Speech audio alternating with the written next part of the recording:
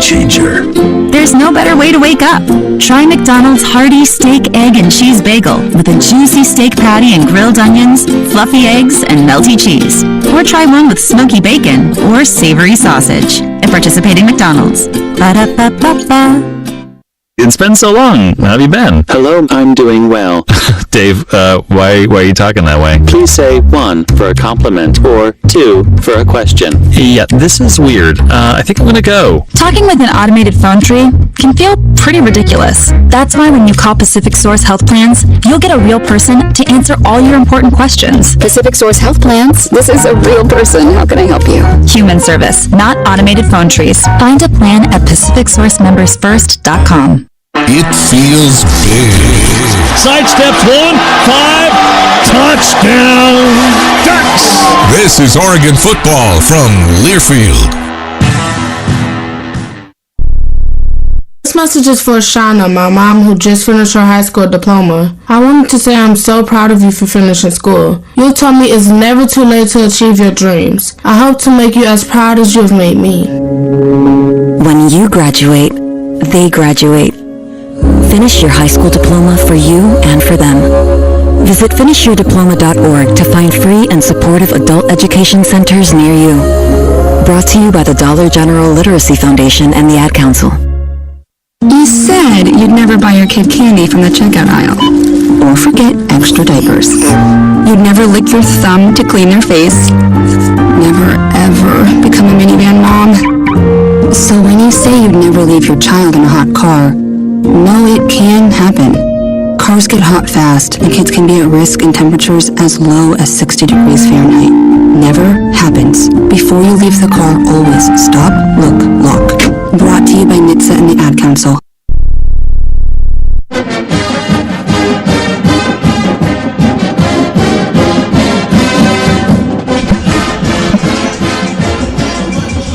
The OCCU pregame show continues from Autzen Stadium. I'm Joey Mack along with Jorgie once again. Jorgie, keys to the game. What's it going to take to get a win in the Big Ten home opener? Well, the continuation of Oregon's defense, I think, playing the type of football they've played really the last 6 quarters. The last 2 of the second half of the Oregon State game, all 4 quarters in UCLA in particular, only giving up 2 field goals. The pressure on the quarterback and really creating, I like what you said, the cage around the quarterback.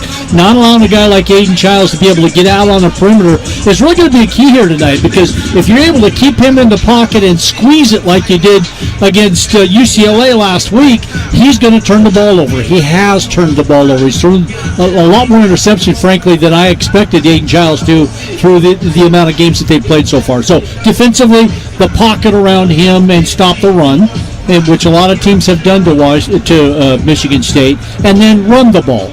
You've got to be able to run it against the Michigan State defense. It probably is overall the best defense they're going to have faced all year long. It's going to be a tough defense to get anything going. But I think once you do, especially if you're able to establish any type of run game, you're going to have some luck against that defense. So I'm looking forward to the challenge that this team has. I think getting some explosion plays in the run game always helps. Yeah, none last week against UCLA. Yeah. Still ran for a decent amount of yards, but no explosion plays. And it's going to be tough against this Michigan State defense. They're physical up front. They got some really good linebackers and people on the back end as well. So it's going to be a challenge for this offense, but I think they're up to it. Jorgie's keys to the game. He'll have the call with Jerry Allen coming up. Thank you, Jorgie. OCCU pregame show next. Hearing from Jonathan Smith. What does he think of this matchup? The Spartan head coach back at Autzen Stadium again on the Oregon Sports Network from Learfield.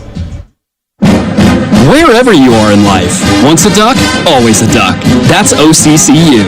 Since 1956, OCCU has helped the University of Oregon community take flight financially, like our remarkable checking and duck debit card that give duck fans more for the things they care about, more for the game, more for gear, more for a bright future. Earn interest, show your duck devotion, and start earning more today. Learn more at myoccu.org/getduckdebit. Duck fans, join the flock at Matthew Knight Arena and fly with Duck basketball today. Cutting to the basket, two-hand jam! Season tickets are now available for Oregon men's and women's basketball. Be a part of the inaugural Big Ten seasons and don't miss out. Drive stops. She wants another three. Oh, 3 in a row! Secure the best seats in the house by visiting GoDucks.com or calling 1-800-WEBFOOT. We'll see you there. Go Ducks! Oregon. 30, 20, come on! Michigan State. Yes! Touchdown Ducks! This is Duck Football from Learfield. August was born 3 pounds, 9.8 ounces. When I first saw him, it was a whole range of emotions. There's stuff I still want to do. Being a young dad, it's not giving up. It's shifting. I looked through his eyes. I can envision the whole future with him already. To throw the first football to him, give him ice cream for the first time. My life is now devoted to his life.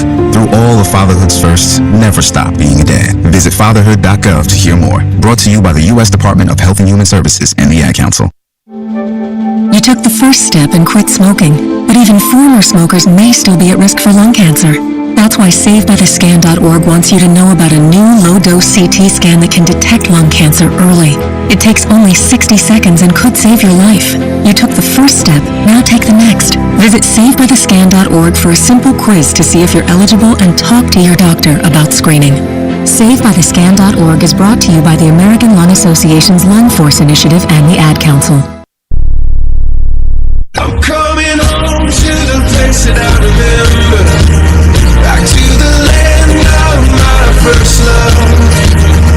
Would you spread my arms for this wayward son? Joey Mack at Autzen Stadium looking at the Oregon State Rivalry Series moment. I went to 2008 this year. Ducks needed a victory to get a bid to the 2009 Rose Bowl, their first Rose Bowl in 44 years. Instead, Oregon ran away with a 65-38 blowout, setting Rivalry Series records for the most points scored by one team to that point, and the most total points scored as well. Jeremiah Johnson, who you heard from, Order of the Honorary Captain, this was the game that he was referring to when Chris talked with him earlier today. That moment brought to you by our Oregon State Rivalry Series partners, Pacific Source Health Plans, Toyota, Albertson Safeway, and First Interstate Bank. And talking about a guy who knows that rivalry, Jonathan Smith, now the head coach for Michigan State. His thoughts on the Ducks heading into this one. When you look at Oregon, explosive offensively, quarterback's a good player, accurate with the ball, might be leading the country in completion percentage, and they got some athletes that he's throwing it to. Flip it around, got a solid defense. And look at those guys, they just continue to improve. From game 1 to game 4, those guys have continued to improve and played really, really well against UCLA, held them pretty much throughout the entire game. So big time challenge, tough atmosphere. Know the place that it's definitely an exciting fan base that feels like they impact the game, and so these are the type of games you love playing in. Certainly there's some familiarity. Jonathan Smith knows the Oregon program, and the Ducks know him. Duck defenders, for example, this week said that it is a very similar offense that the Spartans run compared to what Jonathan Smith ran when he was the head coach at Oregon State. The familiarity also extends to the coaching ranks. Jonathan Smith talking a bit about head coach Dan Lanning. I think Dan's a really good coach. Got a bunch of respect for him. We're not talking every day, but enjoy our conversations when we gather at meetings and whatnot. He's done a great job there, and he'll present another challenge with his team. Those guys play hard, schematically sound, and that's just the MO of his program. Jonathan Smith now heading the Spartans as we get ready for this matchup here on a Friday evening, the Big Ten home opener. Ducks hosting Michigan State with kickoff coming up just after 6 o'clock. It's the OCCU pregame show, and when we return, hearing from Dan Lanning, the Oregon football head coach, talking with Jerry Allen on the Toyota Coaches Corner right here on the Oregon Sports Network from Learfield. Save a cartload of time with Safeway Drive Up and Go. Shop online at Safeway.com. Head to the store and we'll bring your groceries right to your car. Everything you need, from milk, eggs, fresh meat, and produce, and much more. Delivered right to your car. No need to leave the car or stand in line. And the best part, your groceries will be ready for pickup in just a few hours. Shop, drive up, and go at Safeway.com. A true teammate takes on every day with a winner's attitude.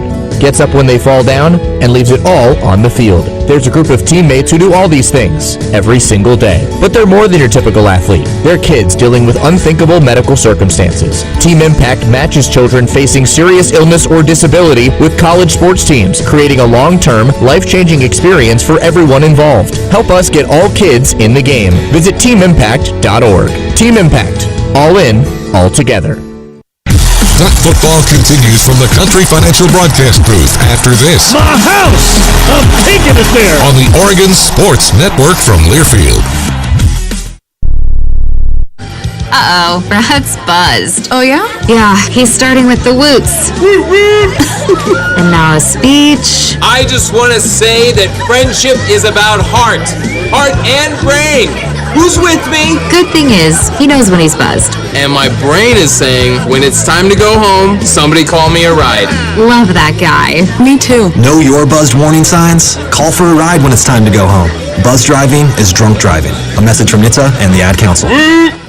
Substance use disorder and addiction is so isolating. And so, as a Black woman in recovery, hope must be loud. It grows louder when you ask for help and you're vulnerable. It is the thread that lets you know that no matter what happens, you will be okay. When we learn the power of hope, recovery is possible. Find out how at startwithhope.com. Brought to you by the National Council for Mental Wellbeing, Shatterproof, and the Ad Council. Coach, just a couple of quick words, UCLA, and the performance of your team last week. Yeah, I thought there was some really good moments in there. I think there's still a lot for us to go from. Talk about, from the start of the season till now, how your defense and your offense have progressed. Let's talk about the offense first. What are you seeing out of your offense now that you didn't see early in the season? I think we're proving that we can run the ball. Still looking for us to show opportunities to break tackles on the second level and block and perform at the second level. Your defense has been good all year long, and they just seem to be getting better. What's the keys there? Yeah, eliminating explosive plays, tackling well and eliminating explosive plays, making sure we're all on the same page. 4 weeks in, going for week 5, motivation each week is something you have to come up with and try to get players ready. How do coaches, how do you and your staff get your players motivated every week? Well, first you recruit players that are motivated, right? And it starts with getting the right guys on the team that are that love football, and we have that here. But then next is continuing to find ways to create the excitement around each opportunity that we get to step on the field together. And your leaders on each side of the team are probably keys in helping you do that too, aren't they? Absolutely, yeah. This is definitely a player-led team. Game plan. You go into a game, you know what you want to do based on what you've seen on your opponent, but then maybe they throw something at you or things change. How often do you change or update a game plan as the game goes on, and how do you do that? Yeah, you continue to assess, what you're getting from the opponent throughout the game, and you have to find the wrinkles that you have that you can execute at a high level to make those adjustments. Last year you had just a record-setting performance from your center, and it seems like you got a guy who stepped in and is now all of a sudden getting it. Talk about him, Ponila. Yeah, he's done a really good job of getting better and better each week. I think the more that he can communicate up front with the guys around him, because that's a big piece of this, is making sure everybody else is on the same page. Pancho's done a great job of that so far. You got a center fielder playing linebacker, and Bryce Betcher, and he seems to be a key in that defense. We knew he was going to be good, but has he become more than you thought he would? He's become exactly what I thought he would, right? He's a productive player. He's been productive in fall camp. He's been productive in games, and it shows up. Both sides of the ball, the communication seems to be getting better. Communication, we talk about it, trying to develop. Is it kind of like a sixth sense? It just it becomes more of a norm when you guys spend time together? It becomes more of a norm when you demand it, right? And we do a good job demanding communication. It's going to show up more and more for us. All right, quick word on your opponent, Michigan State. The coach. Coaches kind of, they got a personality. Jonathan Smith. What do you expect from Michigan State that would be maybe different from where he was before? I think there'll be a lot of similarities to what he's done before. It's always had a really well-coached team. He's always been aggressive on special teams. Always done a good job of creating looks that you haven't seen from other opponents, and it should be a fun challenge for us. A lot of offenses are very similar. Michigan State, much the same. They'll spread you out 3 wide, running back. Nothing really exotic about their offense. Well, they do some different things. I think the thing that's probably most unique is they're a team that still plays with a fullback, right? So when those moments show up, we have to handle it well as far as fitting runs. And if you get too many hats inside for the run, then you're going to end up getting the ball sprayed out to the perimeter. You talked about running over a fullback. Is Amari Washington going to carry the ball a little more for you? Time will tell. Okay. How about that defense from Michigan State? I see 3 down linemen, 4 with an edge. I mean, are they doing anything really wild and different? I think that they're really sound, really consistent, and then they have some great pressures. They complement the looks that they show on base downs, and then third down, certainly will change it up a little bit. So a lot of variety, but if we do a good job IDing it early, I think we can handle it well. Students are back this week. It can be wild crazy. How excited are you looking forward to that? Yeah, definitely excited to see our fans and our students out there in the stands. Coach, we'll let you go. I say play well, and we'll catch you on the postgame show. All right, thanks, Jerry. That's Dan Lanning on the Toyota Coaches Corner. Toyota, let's go places. National anthem and kickoff approaching on the Oregon Sports Network from Learfield. Coors Light presents To Chill or Not to Chill, when your friend skips your favorite song on the playlist. End the friendship. Or choose chill, because that song lives rent-free in your head anyway, and you're planned ahead by bringing Coors Light to the party. And the sound of that ice-cold can cracking open was music to your ears already. Coors Light. Choose chill. Celebrate responsibly. 2024 Coors Brewing Company, Golden, Colorado. BECU. You've heard the name, seen the letters. But what does BECU stand for? Simply put, not-for-profit BECU stands for people. For charting your own path. For choosing what's right for members instead of what's profitable for someone else. Because they are the reason our credit union exists. So we do everything in our power to help them reach their financial goals. BECU. Power in people. All Pacific Northwest residents are eligible to join. Federally insured by NCUA. If you know your party's extension, press or say 1. To leave a message in our company mailbox, press or say 2. Spoiler alert, it will be full. Representative. Would you speak to your mother in that tone? Speak to a real human being. You shouldn't need to shout into the void to get your health insurance questions answered. Pacific Source Health Plans. This is a real person. How can I help you? Human service, not automated phone trees. As a local community credit union founded by teachers, OnPoint is committed to supporting the students and faculty at the University of Oregon. And on game day, we're right there with you, on the field, in the bleachers, and in the classrooms. Drop by our local branch today and discover the many ways OnPoint can help support your financial well-being. OnPoint Community Credit Union. People are the point. Federally insured by NCUA. Equal housing opportunity.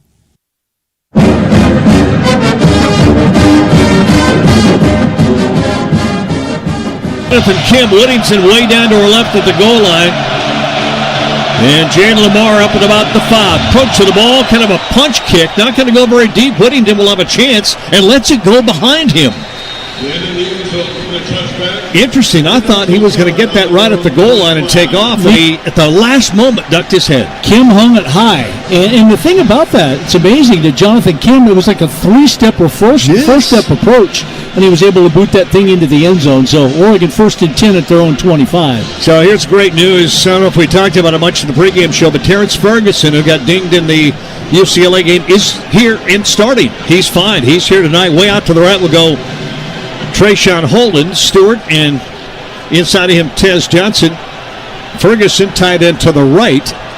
And so from about the middle of the field to 25, back to throw right away. A lot of time to throw and going deep. He's got Tez, and he can't get there. And whoa, I thought he tried to get over in front of that ball and got pushed. I really thought he was impeded from getting to that ball by Malik Spencer.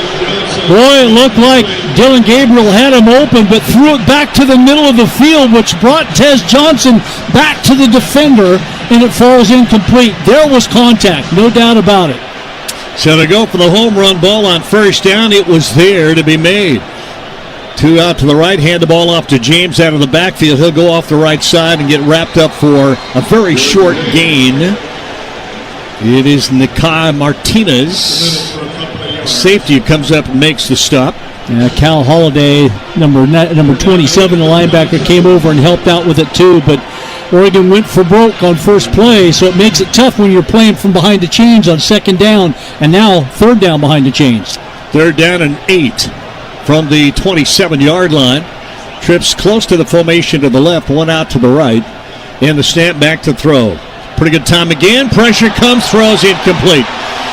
He got hit as he threw the ball. It'll be an incomplete pass, but Malik Spencer, the safety, got to him as he released the ball.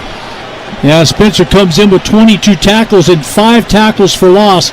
No sacks, but he comes on a blitz from the outside and is able to sneak in around. And Oregon's pretty fortunate, frankly, that that's incomplete, because a second sooner, that may be a fumble in a Michigan State possession deep in Oregon territory.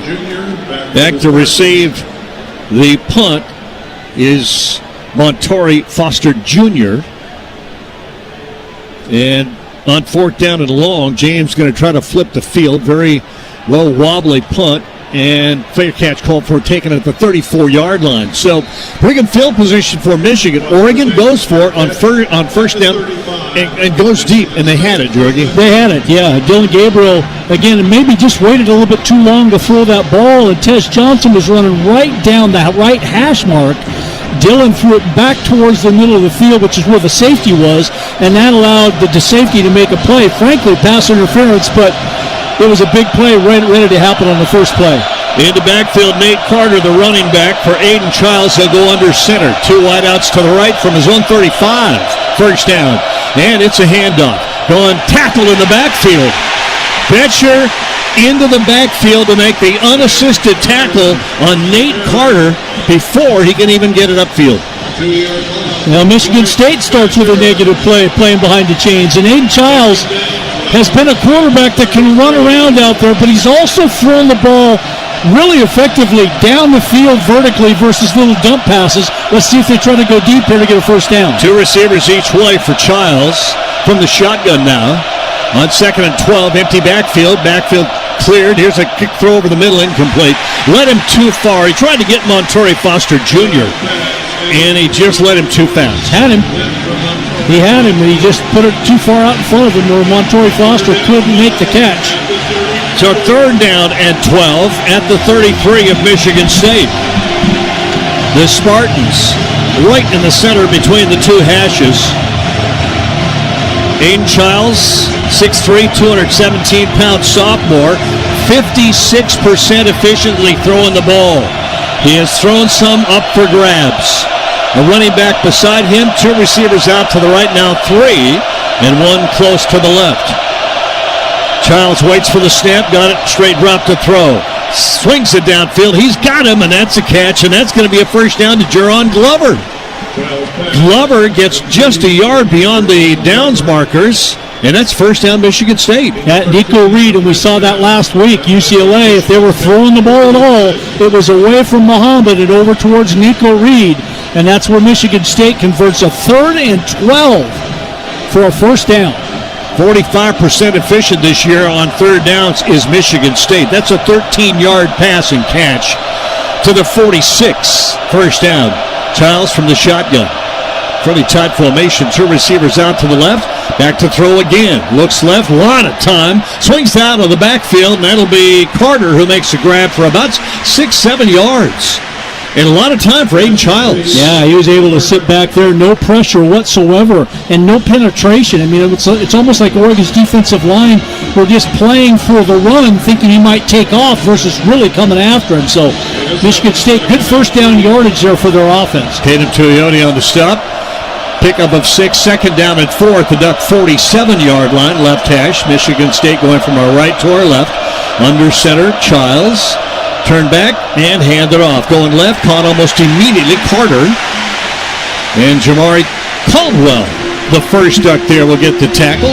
It'll bring up third down and about 4. So basically no gain. Maybe a half a yard. Well, at third and almost 4. Michigan State going quick here too. 2 wideouts to the right, 1 to the left. The boundary side. Now Childs changed to the call. Run for the pistol. The snap. Turn, hands it off again. Try to get it upfield. Not going to get there. It'll be short of the first down on about a 1.5 yard pickup. And it'll be 4th down. Probably give him 2. 4th down and maybe 2. Jaden Moore for Oregon, a 6'4", 245-pound redshirt freshman on the stop. Looks like they may go. And frankly, if I'm Michigan State, I probably do go here because you've got a lot of options on 4th and 2. You got a quarterback who can run the ball, who also loves to throw to his tight end, former Oregon Stater Jack Velling, number 12. I wouldn't doubt it if he targets him here. Velling lines up to the left. 2 receivers go right. Under center for Childs. Carter behind him. Whistles. Blow. Timeout, Michigan State. So Oregon looked like they might have had it defended, and Michigan State on the sideline saw that. And that is a sideline coach's called timeout. And we'll get our first time out of the ball game. No one gets you closer to the game than Sirius XM Big Ten Radio. Tune in for news, talk, and analysis from the offseason through the regular season and into the postseason. We got your team covered anywhere you go. Get a free trial at SiriusXM.com/Big Ten Radio 2024. No score underway. Oregon 3 and out. Michigan State 1 first down, and now at 4th down and 2 at the Duck 47-yard line when we come back on the Oregon Sports Network from Learfield. If the last few years have taught us anything, it's that human connection means the world. By connecting with one another, we know we're not alone. By connecting, we feel what others feel. We breathe better, laugh easier, and feel healthier. At Regents, connection is at the heart of everything we do. It inspires our commitment to our communities and to you. Here, health isn't just a you thing, it's a we thing. Regents Blue Cross Blue Shield of Oregon. Together, we health. It takes hard work to be the best in the game. Planning, commitment, resilience, sweat. That's why Old Dominion Freight Line, the #1 national LTL carrier for quality, works hard to be the best in the game and is proud to support those striving to be the best in theirs. Old Dominion Freight Line, official freight carrier of Oregon Athletics, helping the world keep promises.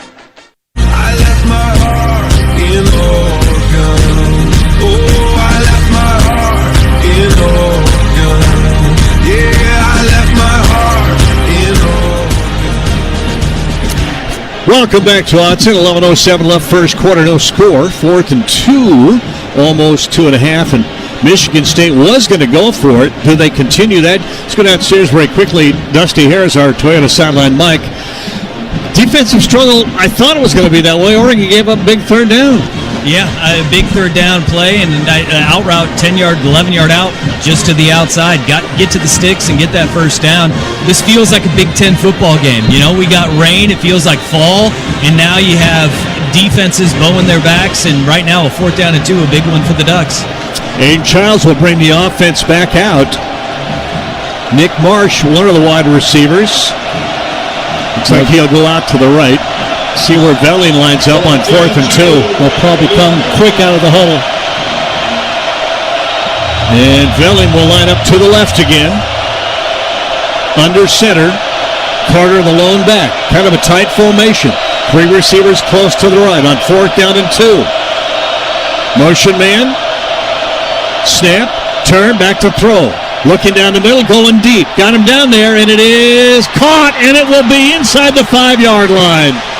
Nick Marsh. Man-to-man coverage, and you want Muhammad in man-to-man coverage there, but it's one-on-one down the field. Muhammad has no idea where the ball is, but the receiver does. 1st and goal, Michigan State. 42 yards on that pass play. Yeah, Muhammad never realized the ball was coming in. Reached up too late. Marsh made a nice play. That's a nice catch by that young man. 1st and goal from the 2. Childs under center. I formation behind him. A fullback in front of the running back. Turn and give it. Nope, can't keep. Looking right. Now could run. Trouble. Up the middle. Gets hit at the 1 and ball came out. Oregon might have it. Let's go downstairs. Dusty Hara, you got to look at it. What do you see?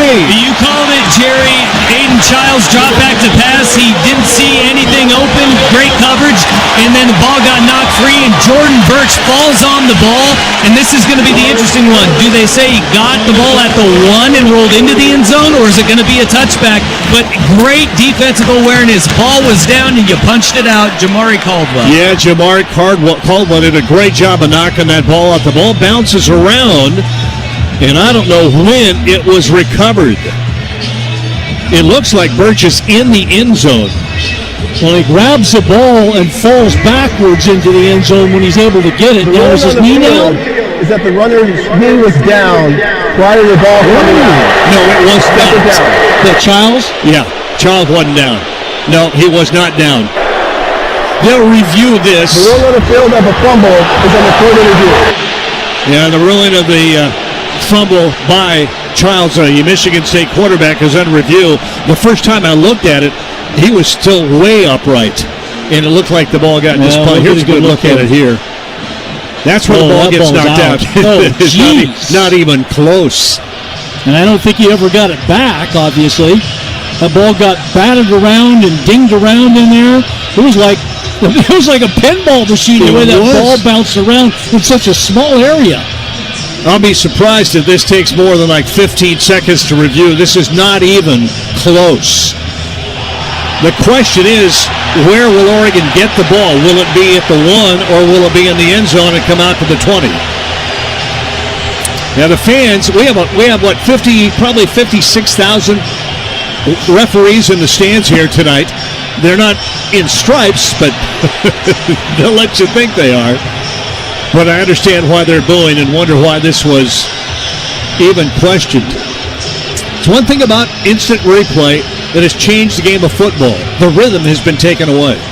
Here's the call. After review, the runner fumbled the ball prior to his knee being down. The ball is recovered by the defense in the end zone, which results in a touchdown. First and 10. It's huge. At the 20-yard line. Like a double plus in the column right there. So explain that if you didn't hear it very well from our referee tonight, was Brian Banks. The ball came out before the runner's knee went down. It was a fumble. It was recovered by Jordan Birch in the end zone, which means the ball comes out to the 20-yard line. This is what Michigan State did against Ohio State last week. Got in the red zone 3 or 4 times and turned it over. It's a huge play. Jamari Caldwell is one that forced the fumble. Here's Gabriel, 2 receivers close to the left-hand side, H-back, and then out alone to the right.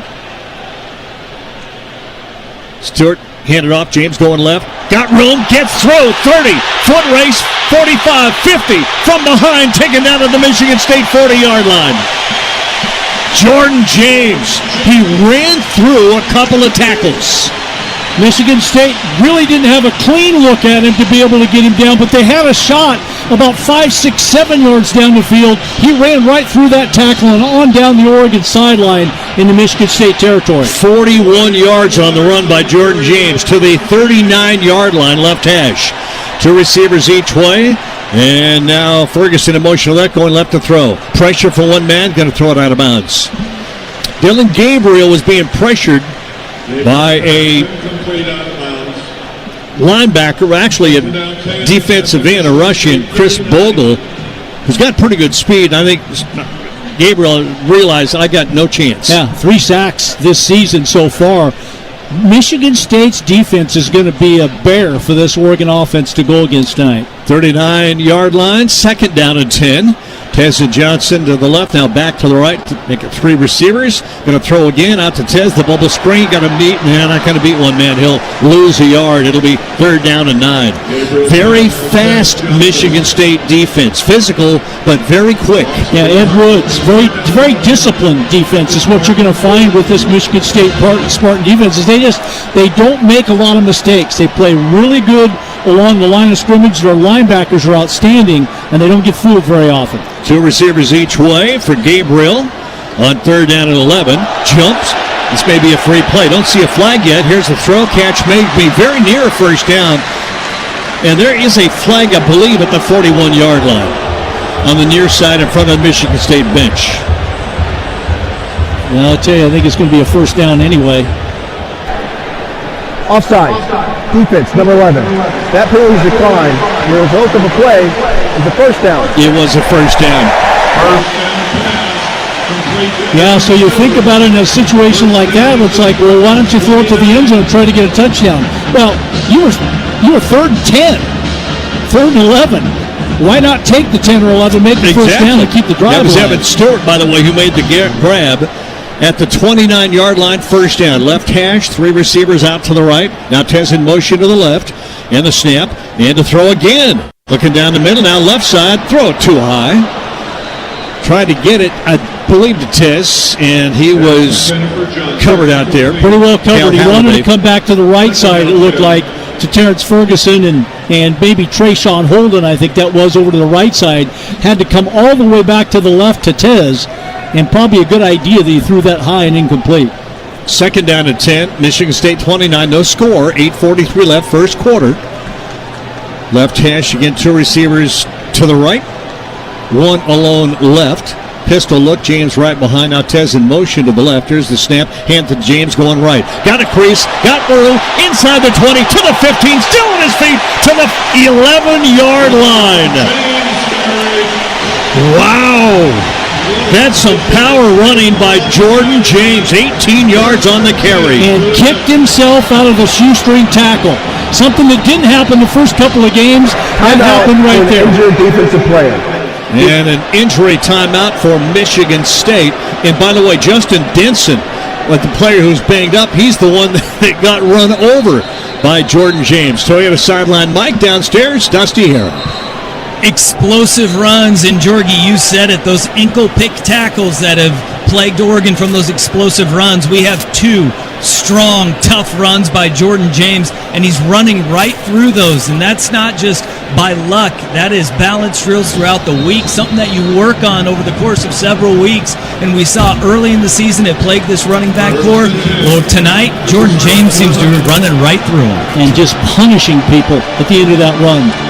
3 receivers tight, now all motion to the left-hand side. At the 11-yard line, first down. Gabriel with a snap. Gabriel handed off. And Whittington goes inside the 10 to about the 8, and a penalty flag. Now another one comes flying in from way outside. Normally, or quite often, offensive holding. But let's wait and see. At the 8-yard line, it would be second down and 7. Personal foul. Face mask. Defense. Half the distance to the goal from near the run. Automatic. First down. Those flags came in so late. I wanted to say that because that side flag came in, and that normally doesn't an offensive holding call. Yep. So I wanted to guess. Yeah, I did too, but I was afraid I jinxed it. Yeah, that's right. So automatic first down inside the 5 to the 4-yard line on the face mask penalty on Michigan State. Oregon going with that inverted wishbone. 2 running backs right beside Gabriel and 1 right behind him, and give the ball to James inside the 3 to the 2. The pile stopped right there. He got it just short of the 2-yard line. Gabriel with a running back right against him to the right, and then a running back behind him. Close to the 2. Second down goal. Almost call it an inverted full house tee or a backwards full house tee. Yeah. This looks awkward. But it has been effective for Oregon. Here's second and goal, same formation. Got a big old, is that Amari Washington to the right? Yeah, he's going to hand it off again, and James looks for a little room inside of the 2 to the 1. Did he get there? No, he's going to be short of it. And it will be, is that Tuioti in there too? Zach Grace, I beg your pardon, Zach Grace. So two big bodies in. Yeah, almost like fullbacks. Same guys as last week. Like fullbacks. Amari Washington goes out and Ferguson comes back in, so you bring in still a blocker, but a dangerous receiver too. Third down and 1, squarely in the middle of the field between the hashes. And this will be under center for Gabriel. And James behind in the I formation. Gabriel, snap, fake, wants to throw, nobody open, now will scramble to his left, still running, throws to the back of the end zone. Intercepted. picked off. Nobody open, and the Lord on the field is an interception by I think Gabriel thought he could squeeze it in, and there was no room. Got to come away with points there. Let's go downstairs quickly to Dusty here, our Toyota sideline. Mike, what did you see, Dusty? Yeah, that play, it went wrong from the get-go as they tried to release Zach Grace out from his fullback position in the I formation. He tried to release out into the flat where the outside linebacker was expecting a block from Grace and ended up just wrapping him up around the waist. At that point, the first option for Dylan Gabriel was already gone, so he had to look for his second option and ended up throwing an interception in the end zone. How about both teams being inside the 2-yard line and coming away with points? Both teams. Amazing. Crazy. 6:14 left. First quarter. No score. Michigan State with a pick. They'll get the ball back. A pretty acrobatic interception, by the way, by Malik Spencer. At their own 20. Michigan State ball here on the Oregon Sports Network from Learfield. At U.S. Bank, when they say they're in it with you, they mean it. Not just for the good stuff, the grand openings and celebrations, although those are pretty great, but for all the hard work it took to get there, the fine-tuning of goals, the managing of cash and workflows, and decision-making. They're in to help you through all of it, because together they're proving day in and day out that there is nothing as powerful as the power of us. Visit usbank.com to get started today. Equal housing lender, member FDIC, copyright 2024, U.S. Bank. Hey, mighty Oregon fans, get ready to make some noise with the McDonald's Game Day Bundle all season long, exclusively in the McDonald's app. Score big for your whole squad with the Cheeseburger Pack, featuring 2 classic cheeseburgers, 20-piece chicken McNuggets, and 2 orders of the crispy golden medium fries you love, all for just $14.99. How's that for a W? Must opt into rewards at participating McDonald's, valid through 2024-25 football season. Ba-da-ba-ba-ba. Sunday strolling into the end zone. Michigan State. There's a quick score for you. From the Country Financial Broadcast booth alongside Mike Jorgensen, here's the voice of the Ducks, Jerry Allen. Well, when life gets real, start at Kohl's, where we've lowered prices on thousands of items your family needs for whatever life brings you. Kohl's, where families come first. 0-0, both teams inside their opponent's 5-yard line and turn it over. Michigan State on a fumble, Oregon on a pass interception. Yeah, great interception there, just right on the edge of the fingertips, and he was able to hold on to it, and that's the Malik Spencer, the defensive back that was guarding over on that side. But it was one of those ones where Oregon 3rd and goal, I thought they might try to just power it in, establish that line of scrimmage as it looked like they had on that drive, and just finish it off with the run. Instead, they rolled him out to his left, and that's where Gabriel was looking for Patrick Herbert, and Herbert actually was open, but he was about a half second late, and as Herbert was open, he ran right to where the defender was, and then, again, a great interception over there by Spencer. He was able to get it right on his fingertips and hold on to it, so no score. I was hoping to give you a Toyota Drive summary, but no Toyota Drive summary there. That's Spencer's first touchdown, or interception, right, of the year. First down at the 20. Charles under center.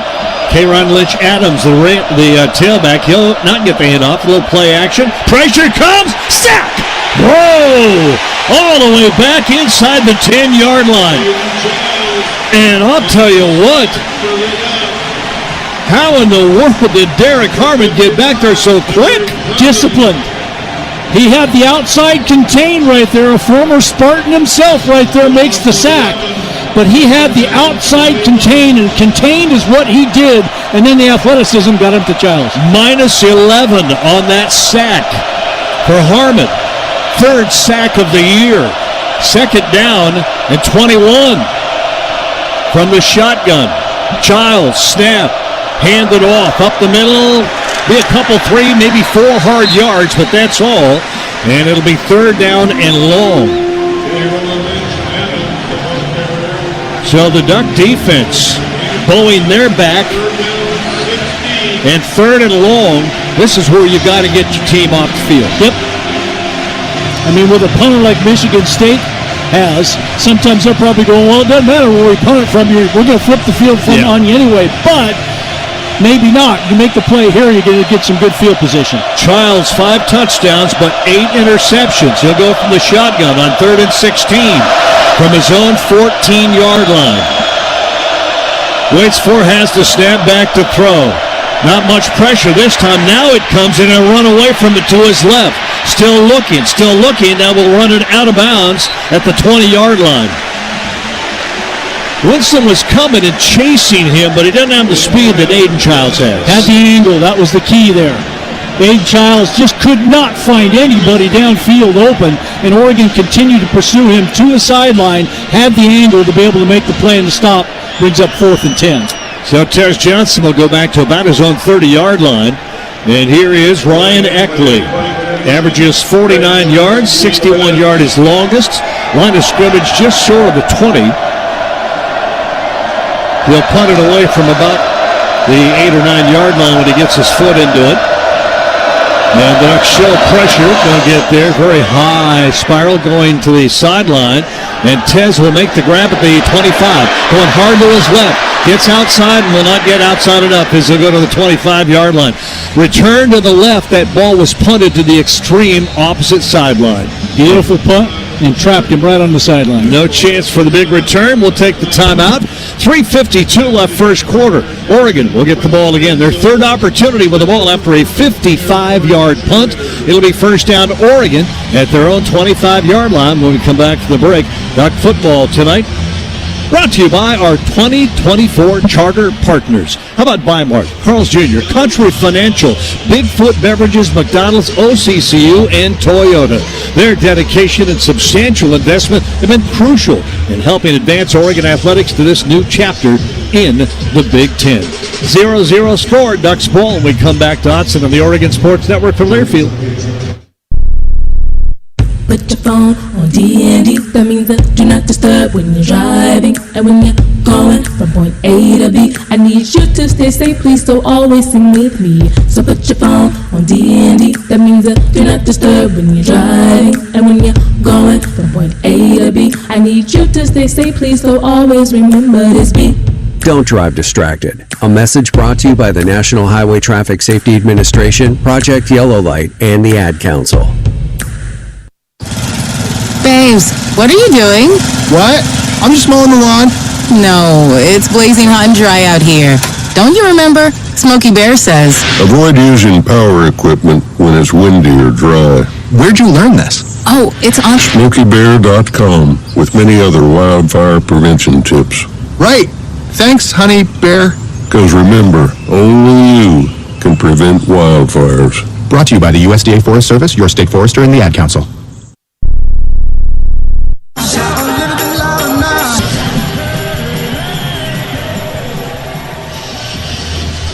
Welcome back to Autzen Stadium and our Country Financial broadcast booth. The sun just sinking down in the west. Tops of some of the trees that have turned sort of red. Oh, look at that. It looks like they're in a spotlight. It's beautiful. Beautiful. Colebrook Hills, and that's what's kind of neat about it is you get the shade and the clouds kind of over the stadium where it's not dark, but it's in the shade, and then the hills are just lit up by the sun. Contrast. Well, Dusty Harrer, Toyota Sideline Mike, you've come up with what may be a new term for that. I call it the inverted wishbone, a backward wishbone, but it maybe what you're saying is maybe even better. Yeah, we have the flying V. We all know what the flying V is. It's got to be the running V. I mean, we don't have a name for it yet. I think that we got to go with the running V. Running V it is until we talk to we got to get Will Stein and say, hey, Coach, what do you call that formation? And maybe he didn't want us, well, maybe he didn't want to give it a name. We don't want them to know what we're doing. First down Oregon at their own 25-yard line. No score.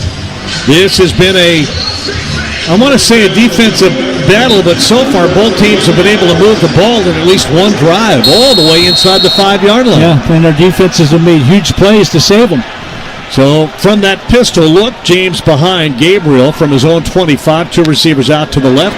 Snap. And up the middle. They can swing it out to the left-hand side. Holden's going to make a grab and a short run. Nice play fake to Jordan James up the middle. I thought he had the ball. I thought he had the ball too. 3:42 remaining first quarter, no score. Second down to pick up 2, 2nd and 8 from the 27 of Oregon. 3 receivers go out to the right, 2 to the left. Empty backfield. Now James will come back and join Gabriel. So 3 receivers out to the right, 1 to the left. On 2nd down and 8. Gabriel checking off a play at the line of scrimmage. Now ready. Claps the hands and the ball keeps pitch. Going to go right. Got a pretty good block out there. Gets by at 30, 35 and out of bounds to the 40. That'll be a first down. What a great block.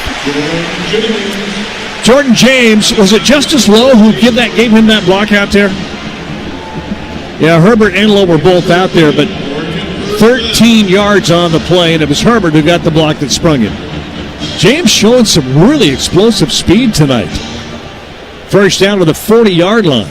Out of bounds at the 40. Right hash. Tez in motion to the left. 2 receivers each way now. Or actually 2 left, 1 right. Back to throw. Gabriel's going to roll to his left.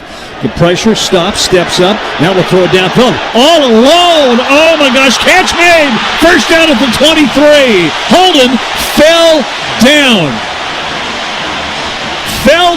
He got lost. Somehow the defense lost him. He's all by himself. Here comes the ball, and he falls down and still catches the ball. Bobbled it, and brought it in. 37 yards. And they're going to replay this. We got an injury. Oh, I did not see the injured Oregon player back at the 37-yard line. So it will be a timeout. We'll take the timeout. Once again, Gabriel had Holden all alone, 20 yards behind Michigan State. Is it T-Ferg or is it Gabriel? Yeah, Gabriel took a shot, yeah. Gabriel down. All right, we'll take the break, come back. 2:34 remaining in this first quarter. No score.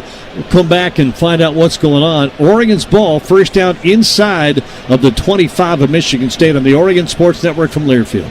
Boy. First Interstate Bank is the proud sponsor of the Community Hero Program. Throughout the year, Duck fans have been submitting stories about heroes in our community. And First Interstate Bank wants to recognize Denise McCallum. Denise's love for animals and people is boundless, caring for strays, supporting neighbors in need, and even helping animals in the Philippines during typhoons.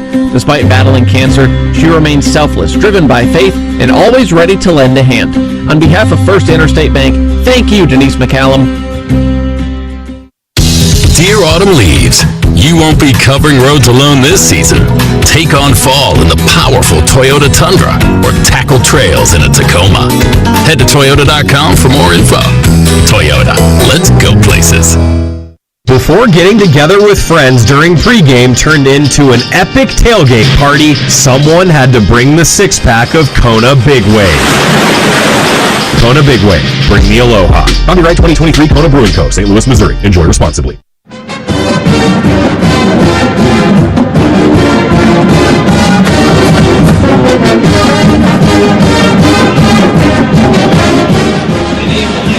Welcome back to our Country Financial Broadcast Studio.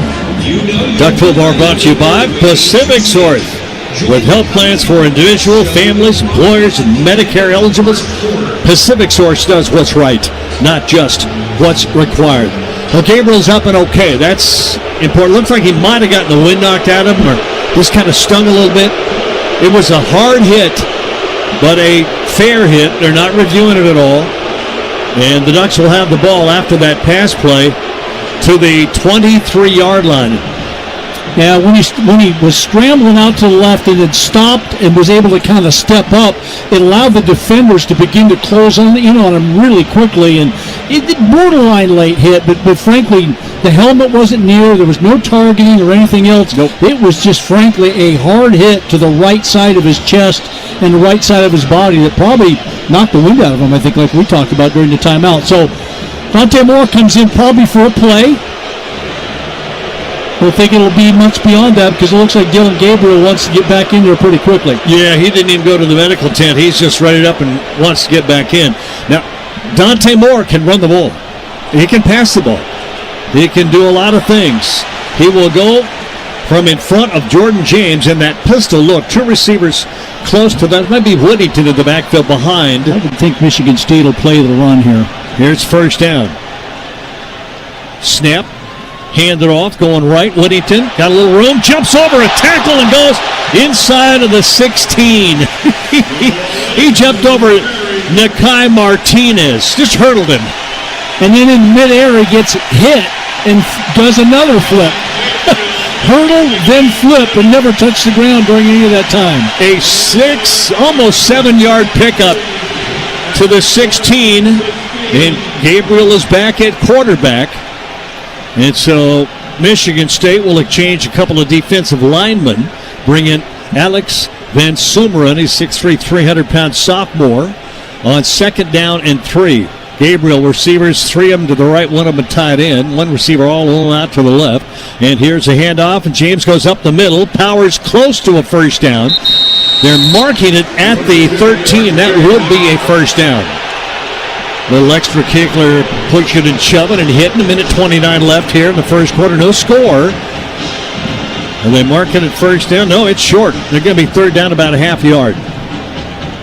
3rd down and about a half yard. Tez is going to come out to the right along with Holden. Stewart goes alone to the left. James, I believe, back in the backfield. To the right. Can't have penetration here. Here's 3rd and a half a yard. Give it to James up the middle. He'll get the first down. Still his feet inside the 10 to just short of a 9-yard line. And that's just running behind your offensive line and letting them do the work. Great push by the Oregon offensive line, which allows him to get in behind. And really, there was no hole there. There was just such great push by the Oregon offensive line. It was able to get 4 or 5 yards down the field, just hiding in behind him. Hole and Tez go out to the left. Inside of them is Ferguson. Alone to the right, Stewart. And Gabriel ready on 1st and goal from the 9. Snap. Handed off up. He kept it. He's going to go to the right. 5-3. Touchdown, Dylan Gabriel. Behind some bodies. Some blocking downfield. Dylan Gabriel. Touchdown, Ducks.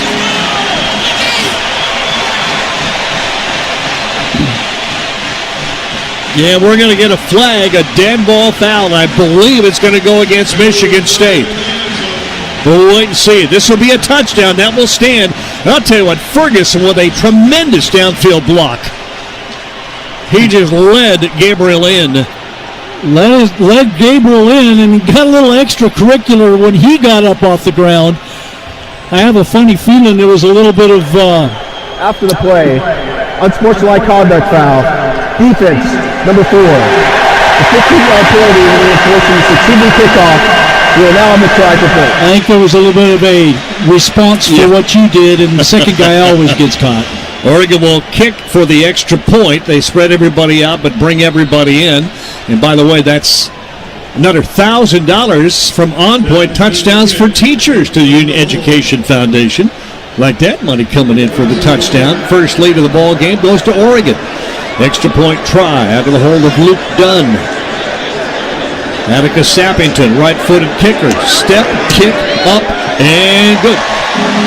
22 seconds remaining in the first quarter.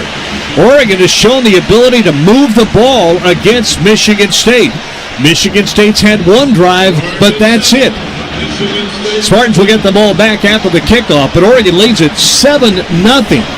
With 22 seconds left here in the first quarter. And down on the Toyota sideline with Dusty Harrop, Oregon's offense has kind of figured a little something out against this Spartan defense. They really have. At the beginning, it was getting in between the tackles and imposing their will in the run game.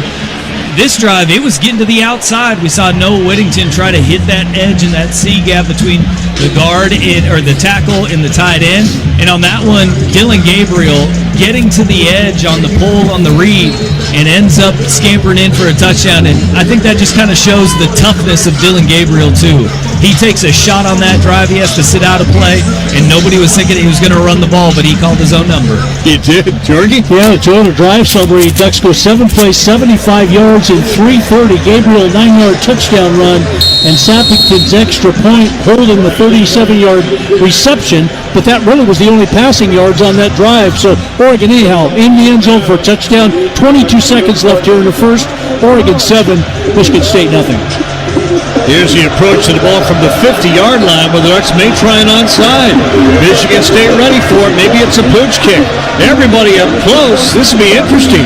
Sappington going to line drive it down the middle. It will bounce around and be picked up at about the 18, and then right down to the 22-yard line, and that's it. Oregon in their Stomp Out Cancer uniforms tonight, and now flags fly. Getting chippy after this kickoff return. See who initiated this flag.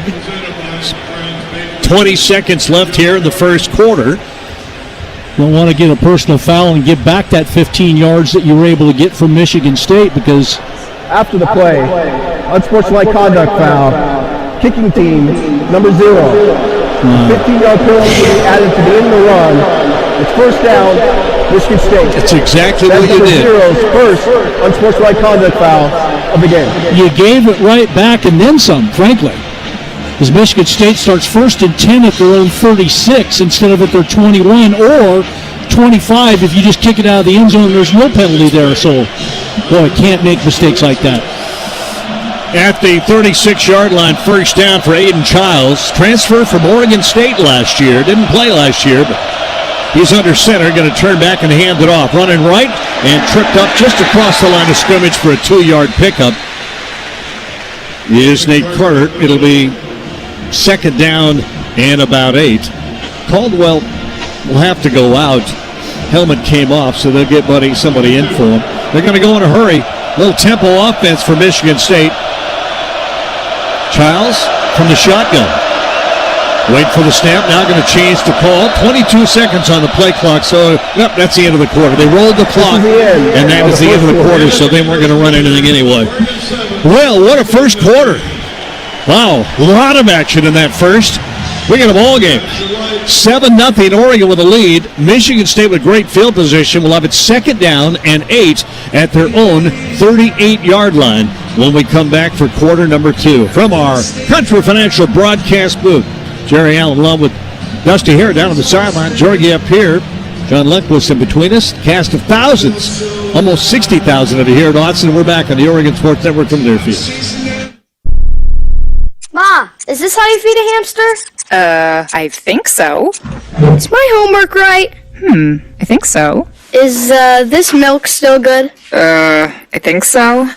When it comes to parenting, sometimes it's okay to think you know. But when it's something as important as your child's car seat, don't just think. Know. Double check if your child is in the right seat for their age and size. It'll help protect them in a car crash. Don't just think. Know by visiting nhtsa.gov/the right seat. A message from NHTSA and the Ad Council.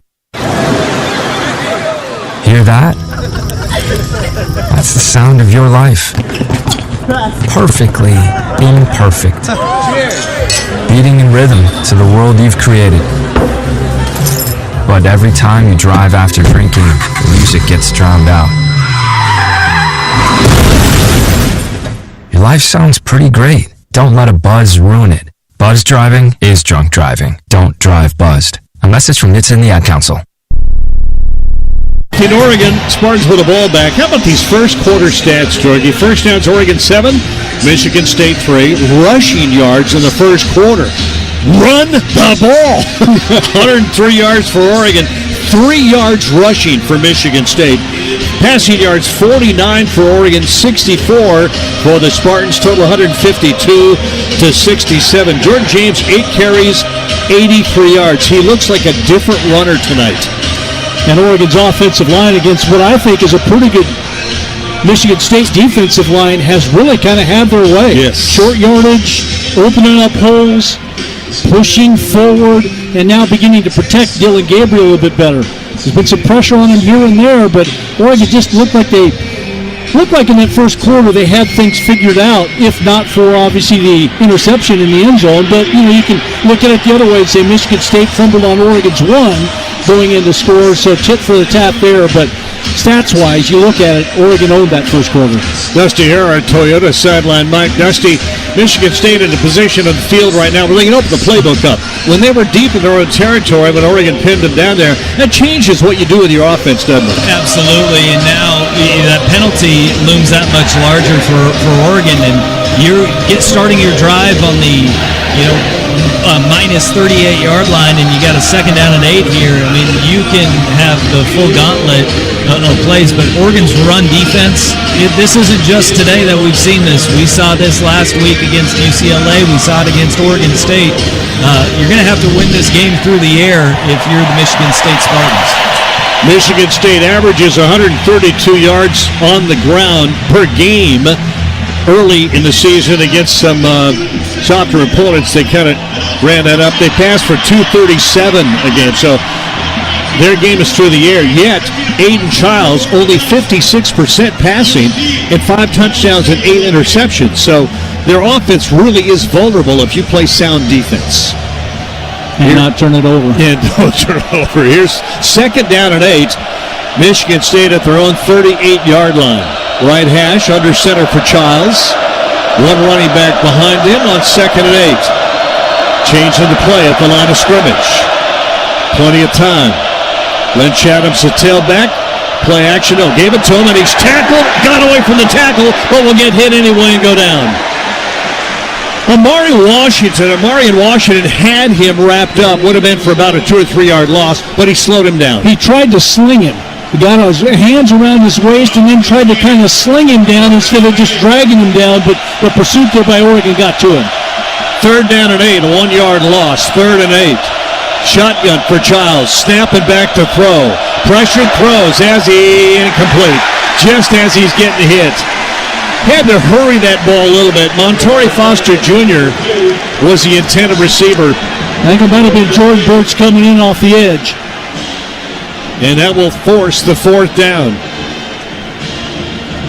And defending, by the way, Jabbar Muhammad.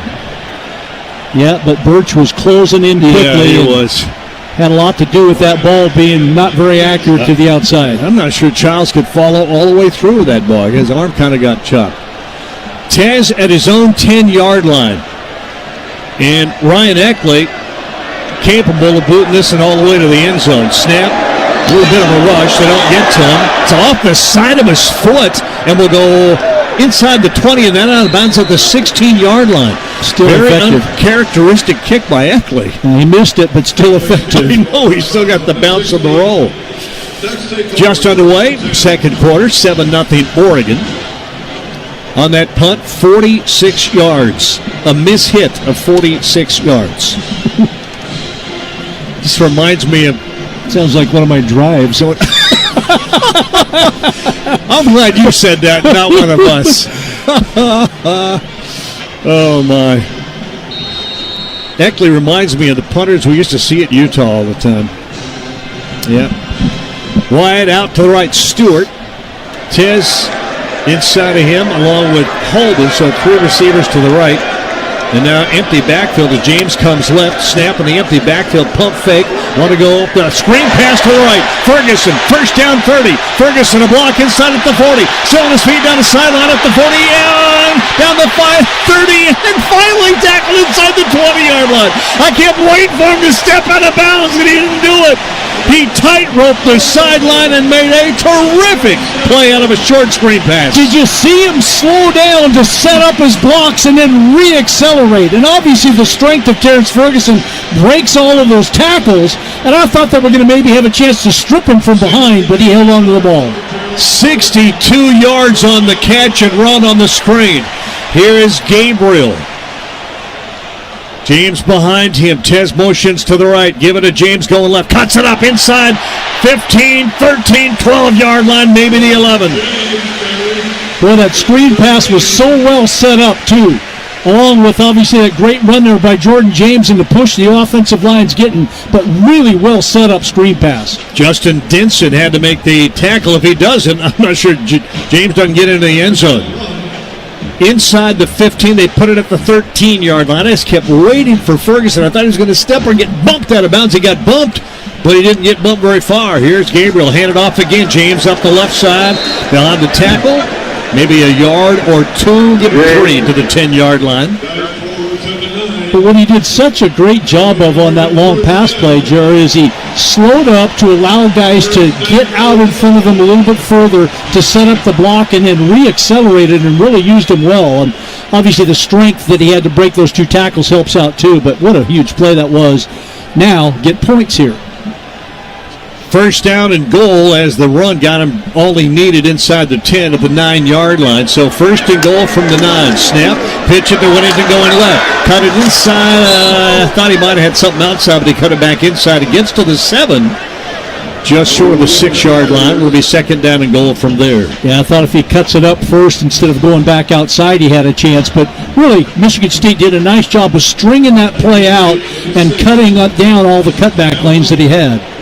Whittington stays in. All 3 receivers go to the right. Tied in is Herbert in an H-back spot to the right. And from the shotgun, Gabriel wants to throw. Now will step up and run. Little room, not much. 5-4, bumped out of bounds at the 5. Thought he might turn and go up. I was afraid he's going to lower that head and try to get some yardage. You don't want to do that as a quarterback against a defense like this. Looked like a run design all the way. He just kind of hesitated and then decided to take off. Not the traditional quarterback draw up the middle, but more of almost like a power play to the left, waiting for his blockers to get there to open the hole. It's still second down. Now, Oregon flagged for an illegal formation. So, probably somebody on the offensive line not up on the line, too many men in the backfield. I don't know what else an illegal formation would be. That's about it, unless you had too many guys on the line and not enough in the backfield. Ball takes penalty back to the 12-yard line. Second down, and rolling right to throw. Gabriel toward the end zone. It might have been picked. It was Michigan State with the pick. Interception. It's too late. Charles Brantley with a pick. His 3rd interception of the year. Just too late. Rolled out and threw that ball way too late. And you put together 2 fantastic drives and have come away with nothing on those drives. Can't turn the ball over in a game like this, and the ball's just way, way too late. Got to throw that ball when Tez comes out of his cut, not when he's almost ready to run out of bounds. 2 red zone interceptions for Dylan Gabriel. And with 11:17 left here in this first half, it's still 7-0 Oregon. Back with more from our Country Financial broadcast booth and the Oregon Sports Network for Learfield. Pizza just goes better with Pepsi Zero Sugar. Pizza. Thank you. But don't take our word for it. In fact, don't take any words for it.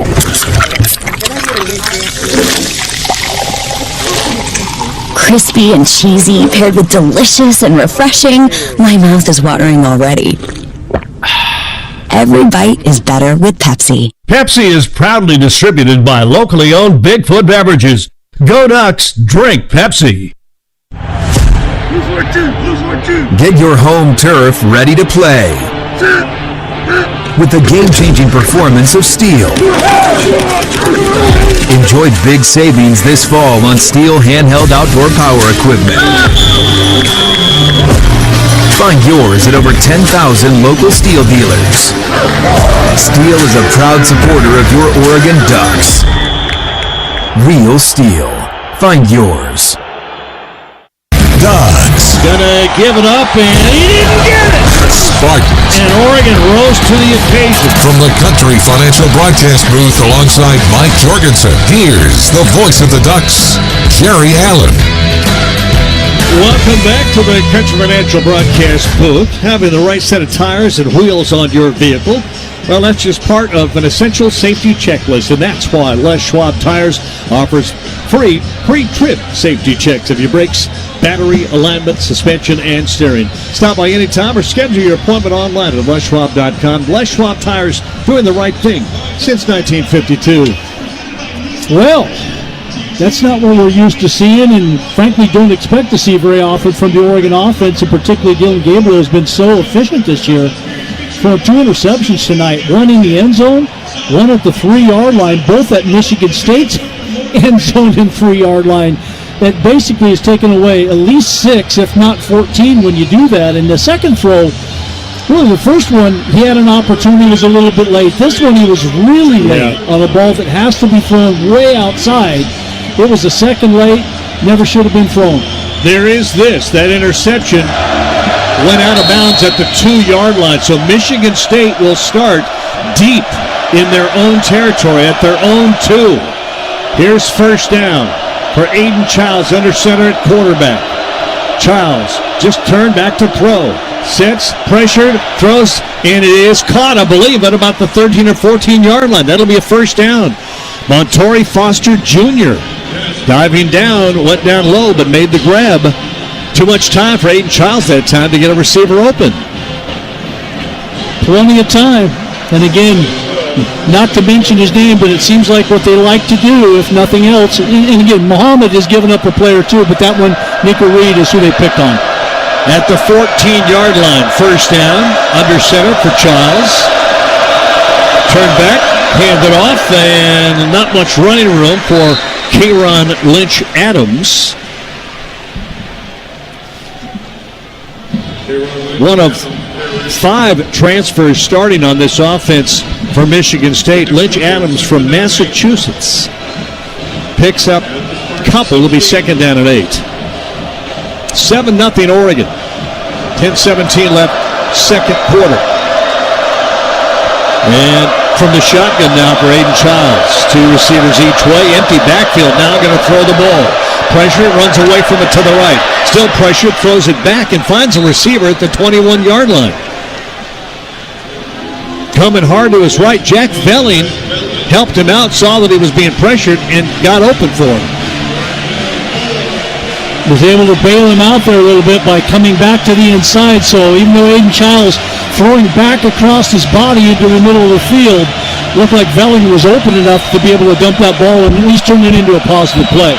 Third down and 4. Big third down for Michigan State. They haven't generated much in this first half, save one drive. From the shotgun, Childs back to throw.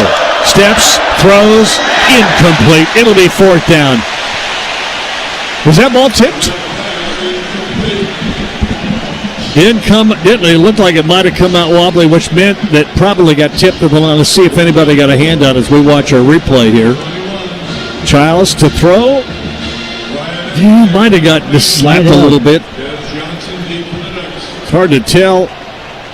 Yeah, it just came out wobbly. Oh, yeah, might have got a piece of it. It'll be fourth down at any rate. Ryan Eckley will punt it away. Tez at his own 30-yard line. Eckley on fourth down and 4. Line of scrimmage at 21. Pressure. Don't get there. Punt away. Very short bounces. Boy, not a very good punt. And that was going to go actually just across the 50. Were they going to down it about the 43-yard line of Oregon? Not a good punt again, and it was very near a duck. I thought for a moment it came down and might have hit somebody, but it did not, and Oregon will get it back with great field position. And again, I'm going to go downstairs really quickly. Dusty Hare, Oregon, look at the stats. 230 yards of offense to Michigan State's 86, and they only got 7 points to show for it. This offense can move the ball. Yes, they can, and it's the self-inflicted wounds that have plagued Oregon here in this first half with 2 red zone turnovers, and this game looks completely different. 7-0 Oregon, 9:11 left first half. Ducks will have the ball at their own 45-yard line. Tremendous field position after only a 35-yard punt from Ryan Eckley. And it'll be Ducks ball when we come back on the Oregon Sports Network from Learfield. Wherever you are in life, once a duck, always a duck. That's OCCU. Since 1956, OCCU has helped the University of Oregon community take flight financially, like our remarkable checking and duck debit card that give duck fans more for the things they care about, more for the game, more for gear, more for a bright future. Earn interest, show your duck devotion, and start earning more today. Learn more at myoccu.org/getduckdebit. No matter what you do or where you do it in Oregon, SAFE is with you, helping injured workers return to work and preventing future injuries. SAFE, workers' comp that really works. Learn more at SAIF.com. Dear autumn leaves, you won't be covering roads alone this season. Take on fall in the powerful Toyota Tundra or tackle trails in a Tacoma. Head to Toyota.com for more info. Toyota, let's go places. Back to the Country Financial broadcast booth, 7-0 Oregon. Seems like it could be or should be a whole lot more, but it is what it is because you haven't made the plays that were there to be made or made plays that you didn't want to make. 2 interceptions for Gabriel, his first 2 interceptions in a game since the 2022 season. Very uncharacteristic of him. Bright spot, Jordan James, just short of 100 yards rushing in this game. So, yeah. I mean, you can pick things apart, but don't overlook what's going well. Yeah, no doubt about it. I mean, it's a little shocking because of what you're used to seeing. But when teams like this make mistakes and they're still ahead 7-0, what you want to see in this particular case is if you're going to put drives together, come away with points of some sort, even if it's a field goal. Right now, Oregon just a 1-score lead, 7-0. 9:11 left in the third quarter, or in the first half, but it's been one of those ones where they've been so close to blowing this thing open, and yet they haven't. And credit to Michigan State making the key plays at the key times. Stewart goes way out to the right. 3 other receivers come left for Gabriel from his own 45-yard line. Motion man Tez, hand it off. Going left, there's a hole. James gets through it, cuts it outside of the Michigan 43 to the 45, inside of the 38-yard line. Well, the offensive line has given him room to run. You think?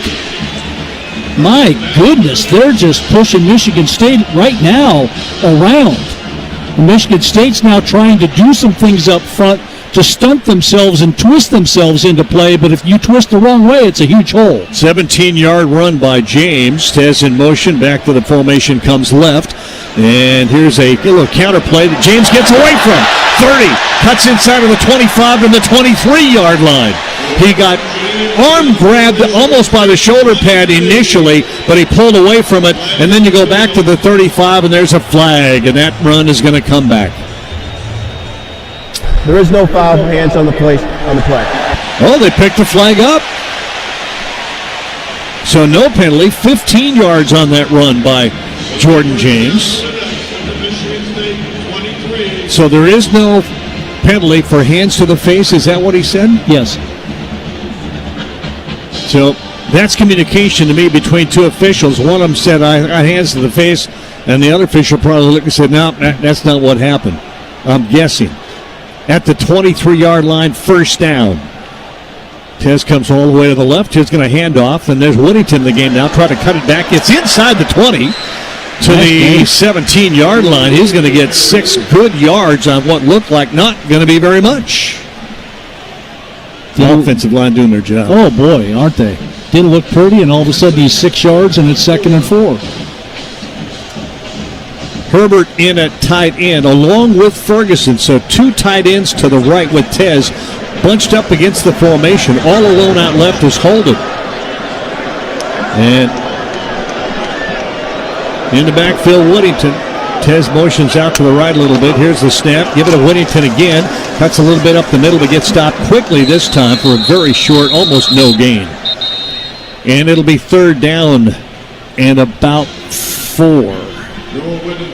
7:15 remaining here in this first half. 7-0 Oregon. Ducks have been in position to score twice. 2 interceptions in those drives. Michigan State was in position to score in the red zone inside the 5. Fumbled the ball. What a game. 3 receivers out to the right. Empty backfield for Gabriel. On 3rd down and almost 4. James comes back a little bit. This could be a quarterback keep. Going left, got blockers. 10-yard line, inside and out to the 5. One going to take a body blow. He had enough blockers to get a big first down and then wisely stepped out of bounds. Just had Michigan State outnumbered on that side, not only with Terrence Ferguson, but you also got Jordan James on a crackback block and then you pull people out in front able to make things. Josh Connerly, his athleticism out on the corner to make that block. All along way out to the right, I believe, is Holden. Receivers come left to the tight now. Ferguson and Holden go back inside Tess, so that outside is Stewart all along the way out to the right. Gabriel on first and goal from the 5. Snap and handed off. James is going to get hit. If the line gets away, though, goes inside to about the 3-yard line. Positive yardage out of what might have been a 1-yard loss. He made something out of nothing there.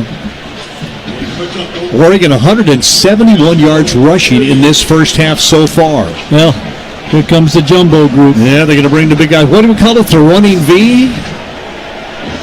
The running V. The big guys.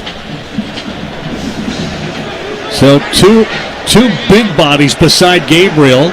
Now they separate and go to the line, and under center it's Gabriel. James in the backfield alone. Pitch it to James going left. Gets to the corner and scores! Jordan James. Fool him. Herbert out front blocking gave him enough room. It's fooling you a little bit. Giving you the eye candy of the backfield, the oversized, what'd you call it? Running V. The running V, okay. What does V stand for? Okay, the running V. And all of a sudden you kind of fake like you're going one way and pitch it outside the other where there's only one blocker, and you score. Jordan James. And Oregon looks like now they're going to go for one. Jordan James with his 5th touchdown of the year. He had 11 TDs running last year. Had to get points there. Yeah, extra point to make it 14-0. Atticus Sappington. Luke Dunn to hold. Luke Bassetta snap does. Place is good, and the kick is up, and it is good as well. How about another $1,000 all season long? On Point will make a donation of $1,000 to the Eugene Education Foundation for each touchdown the Ducks score. Well done. 14-0. Oregon with a lead with 5:26 left here in this first half. They'll kick it off to the Spartans when we come back on the Oregon Sports Network from Learfield. Hey, so what's a great way to spread awareness that driving high is illegal everywhere? A catchy song, of course. You can run, or you can't drive high. You can run, or you can't drive high. Friendly reminder, don't drive high. If you feel different, you drive different. Brought to you by NHTSA and the Ad Council.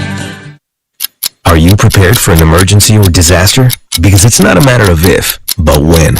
Don't find yourself saying, when the storm rolls in, my time to find a pet-friendly evacuation center will have run out.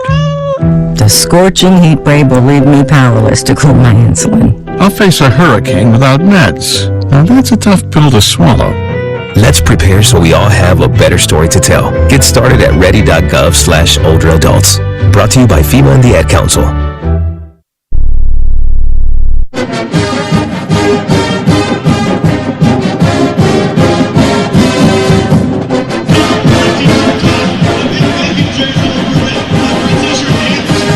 Welcome back to our Country Financial broadcast booth. Jerry Almajorgi, who's got a nice completed drive. Absolutely. Doing a drive summary for Oregon there. They're tack another touchdown on. 7 plays, 55 yards. Time of possession on that drive, 3:45. Jordan James' last 3 yards was a touchdown run. Sappington's extra point. Jordan James, 37 rushing yards on that drive. Well over 100 yards in the game. Oregon leads 14-0. 5:26 left here in the first half. That drive summary brought to you by Toyota. Let's go places. Toyota sideline, Mike Dusty Hara, you had a good chance to see a formation that was a little different than we've seen this year. Yeah, it was. I mean, not just was it the running V at the beginning, they overloaded the formation to the right side. So they took Josh Connerly from left tackle and put him extended almost at a tight end position next to Johnny Cornelius, and Patrick Herbert was the left tackle. They did the shift that you talked about, Jerry, where they brought Amari Washington up and they moved him to an outside position, and they moved Josh Connerly to wide receiver, and then they had all the bodies. They had 7 bodies over on the right side of the formation, Nope. They're going to run it to the left. They went off the tackle to the left because Michigan State late to adjust and late to recognize the overload and the shift, and it ended up with 6 for the Ducks. Yeah, I just want to, you got to give props to Patrick Herbert. Doesn't get a lot of credit, and blocks don't get listed in statistics, but his blocking downfield, short field or long field, is spectacular. He's a difference maker. Consistently does that too. Yeah. Doesn't matter where on the field, whether it's in the middle of the field, down on the goal line, not afraid to stick his nose in there like an offensive lineman and still be the type of receiver that he is. Jordan James, 14 carries, 133 yards so far. Approach to the ball, moved it high. This one's going to go into the end zone, will not be returned to come out to the 25. Good kickoff. Well, tonight's game presented by Willamette Valley Cancer Institute and Research Center.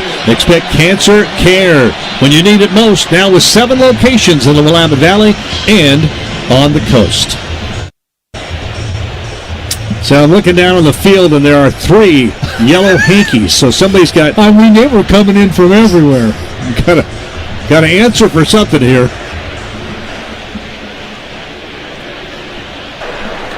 After the play, unsportsmanlike conduct foul. Receiving team, number 40.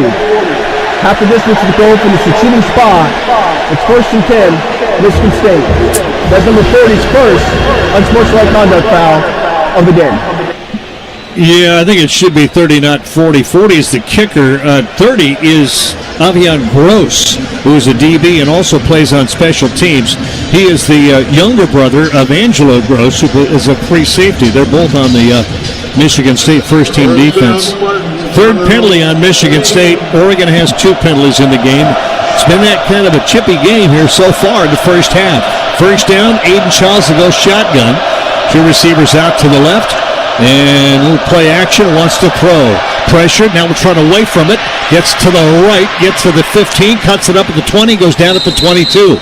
Dangerous runner. Looked like he was going to go out of bounds, and he just pulled up for a moment, let a tackler go by him. I think Oregon did a pretty good job of keeping him in the pocket, but the splits between all of the defensive linemen were so wide, he had an opportunity to run through it, use his athleticism, and get up the field for a quick 9 yards on first down.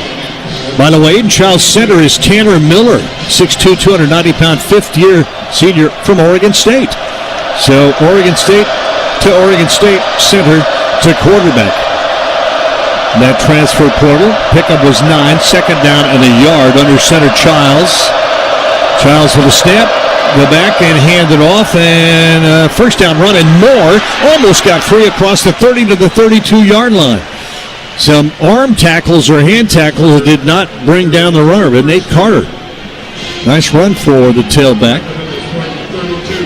Well, you figure sooner or later Michigan State's got to, I don't want to say pop a run, but have something that's more than 1 or 2 or 3 yards. There, back-to-back runs by Aiden Childs and Carter gets him out to the 32, 1st and 10. Right hash mark, under center again for Aiden Childs. Carter behind him, 2 receivers out to the left, 1 to the right for Childs.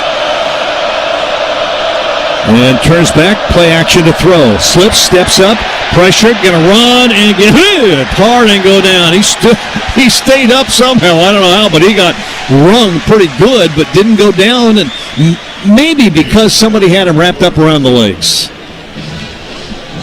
Betcher's involved in that somehow. Caldwell had him wrapped up, and then Betcher's the one that popped him. I thought he was going to get hit really, really hard as he slips when he goes back to pass, tries to get out of it. And it looked like he was going to get nailed, but Caldwell had him around the legs and brought him down. Would not let go of him. No gain, basically, so no sack. Second down and 10 at the 32 of Michigan State. Oregon leads at 14-0. Empty backfield now.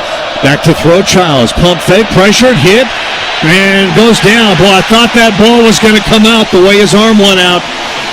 Great pressure by Oregon. Mateo Uyunglele is the first duck there, but there were several.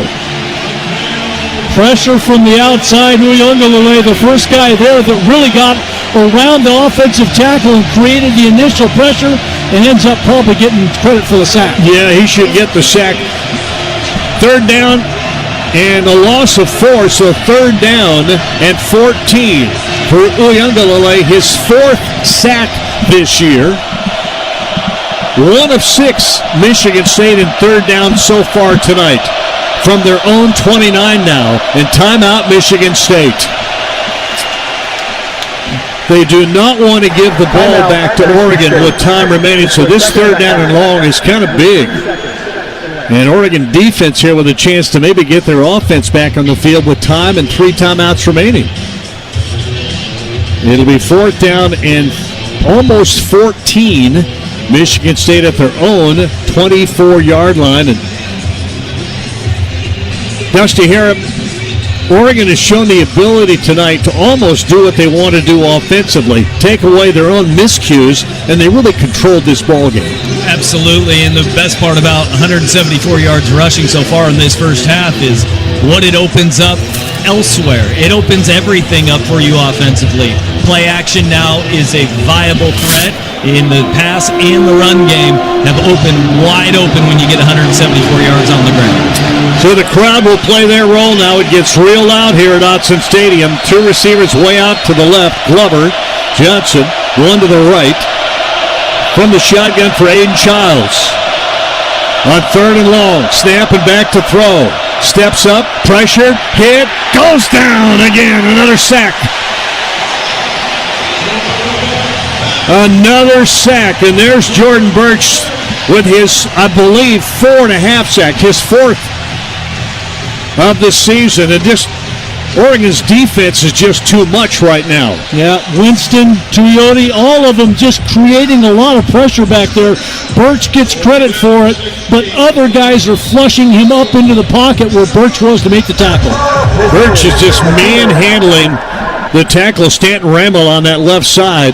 And a timeout at the 2-minute warning. So Oregon will have all 3 timeouts and 2 minutes when they get the ball back to try to make something happen. We'll take the timeout from our Country Financial broadcast booth. Let's get away. 14-0 Oregon with the Ducks hoping to get the ball back and get points to end the half because Michigan State's going to get the ball to start the second half. All that and more coming up on the Oregon Sports Network from Learfield. Coors Light presents To Chill or Not to Chill. When your friend skips your favorite song on the playlist. End the friendship. Or choose chill because that song lives rent-free in your head anyway. And you planned ahead by bringing Coors Light to the party. And the sound of that ice-cold can cracking open was music to your ears already. Coors Light. Choose chill. Celebrate responsibly. 2024 Coors Brewing Company, Golden, Colorado. It takes hard work to be the best in the game. Planning, commitment, resilience, sweat. That's why Old Dominion Freight Line, the #1 national LTL carrier for quality, works hard to be the best in the game and is proud to support those striving to be the best in theirs.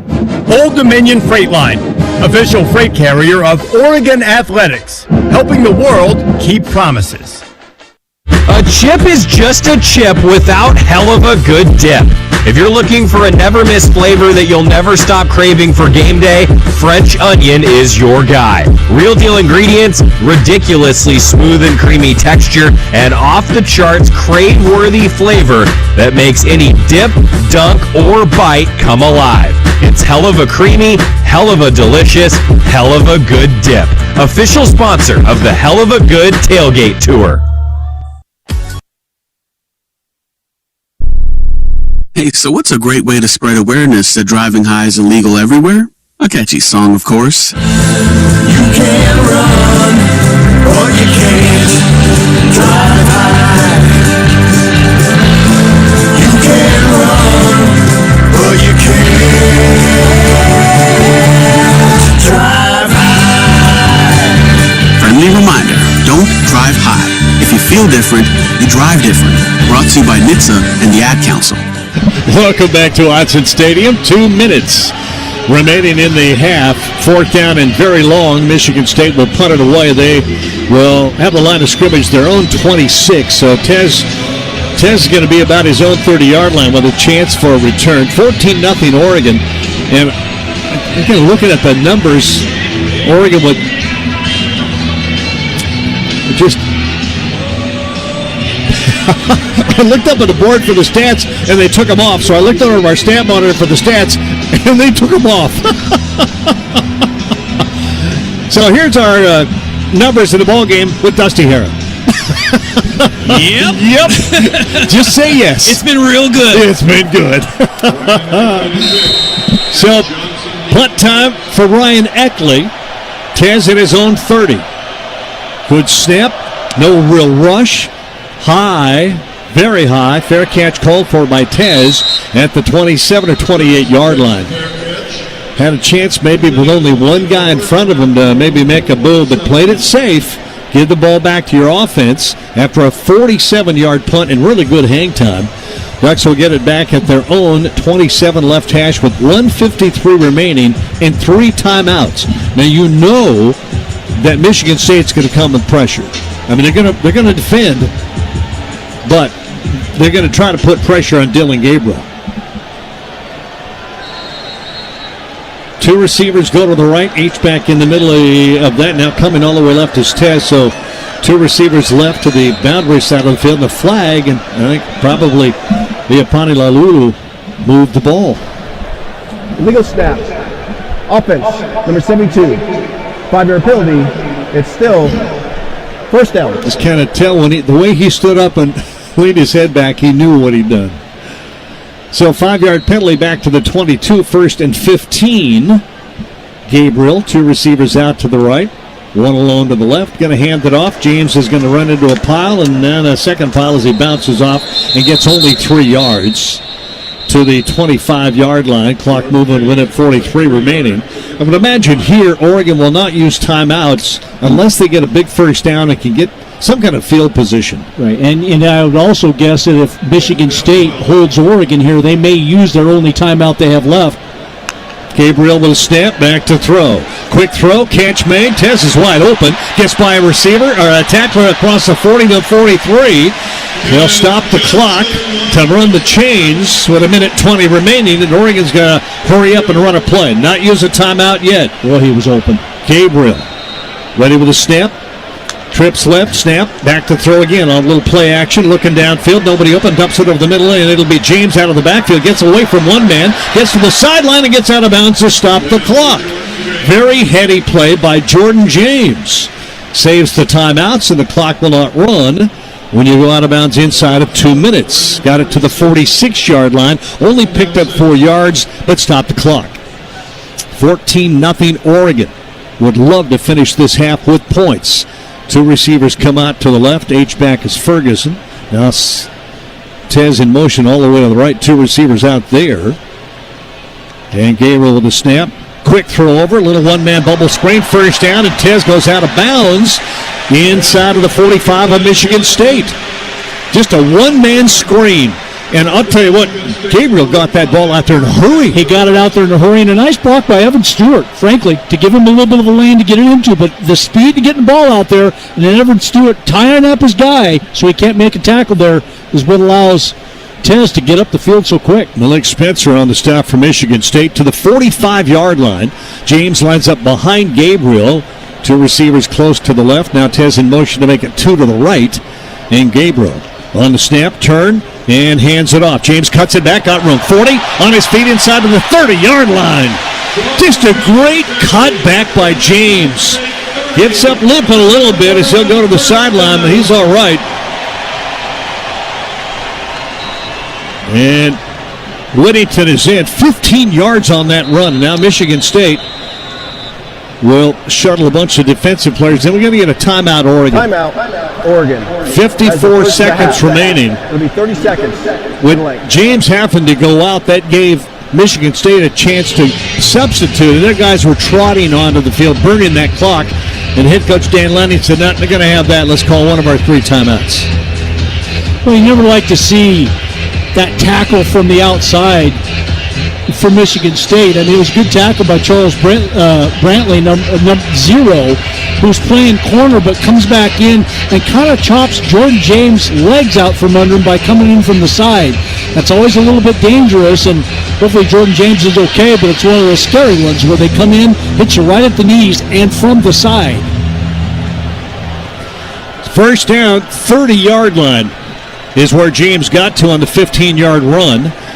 Ferguson way out to the left. Inside of him is Holden. And Stewart all alone to the right. Now Ferguson back to the formation. This can be a pass on first down. Finds him. He's got a pressure on Holden. Don't go backwards. Go to the right. To the 20 inside of the 18-yard line. 46 seconds left. First down. They'll stop the clock to move the chains. Oregon's got to be up to the line, ready to run a play. They haven't wound the clock yet. Ducks still getting set. Plenty of time. And now the clock will start. Gabriel ready on first down at the 19 to throw again.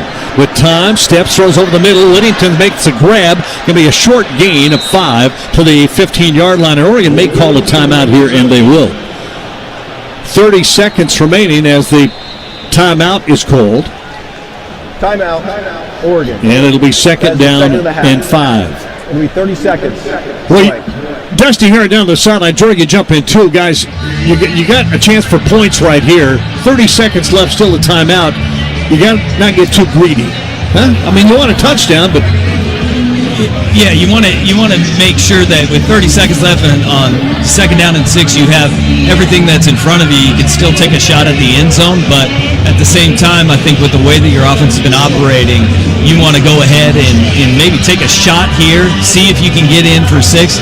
Running the football, you can still do it when you have 6 yards to go and one more timeout. And then I think you go for 7. Go for it right now and really send that message in the middle 8. Then you can run, too. I mean, if you run, don't get it, you can call timeout, get up the line, spike the ball maybe. And I don't think Michigan State's going to give you anything, a good shot in the end zone. They want to make sure that you use up time and 4 or 5 yards at a time. And hopefully you run out of time with 30 seconds left here in the first half. And it looks like James back in the game. Nope, it's still Whittington. Gabriel ready for the snap. Claps the hands, got it, back to throw again. Steps up, runs to his left. Can run down and will throw to the end zone. It's incomplete. Woo! Holden had it for a moment. Sure looked like it was right on the money. We'll get a chance to watch a replay, but it looked like Gabriel was going to run, and then all of a sudden unloaded that ball, and it is... Yeah, right into the hands and the body of Holden, and he just couldn't hold on. And I think he had it, but the defender was able to get right on top of him and pop it out when they hit the ground.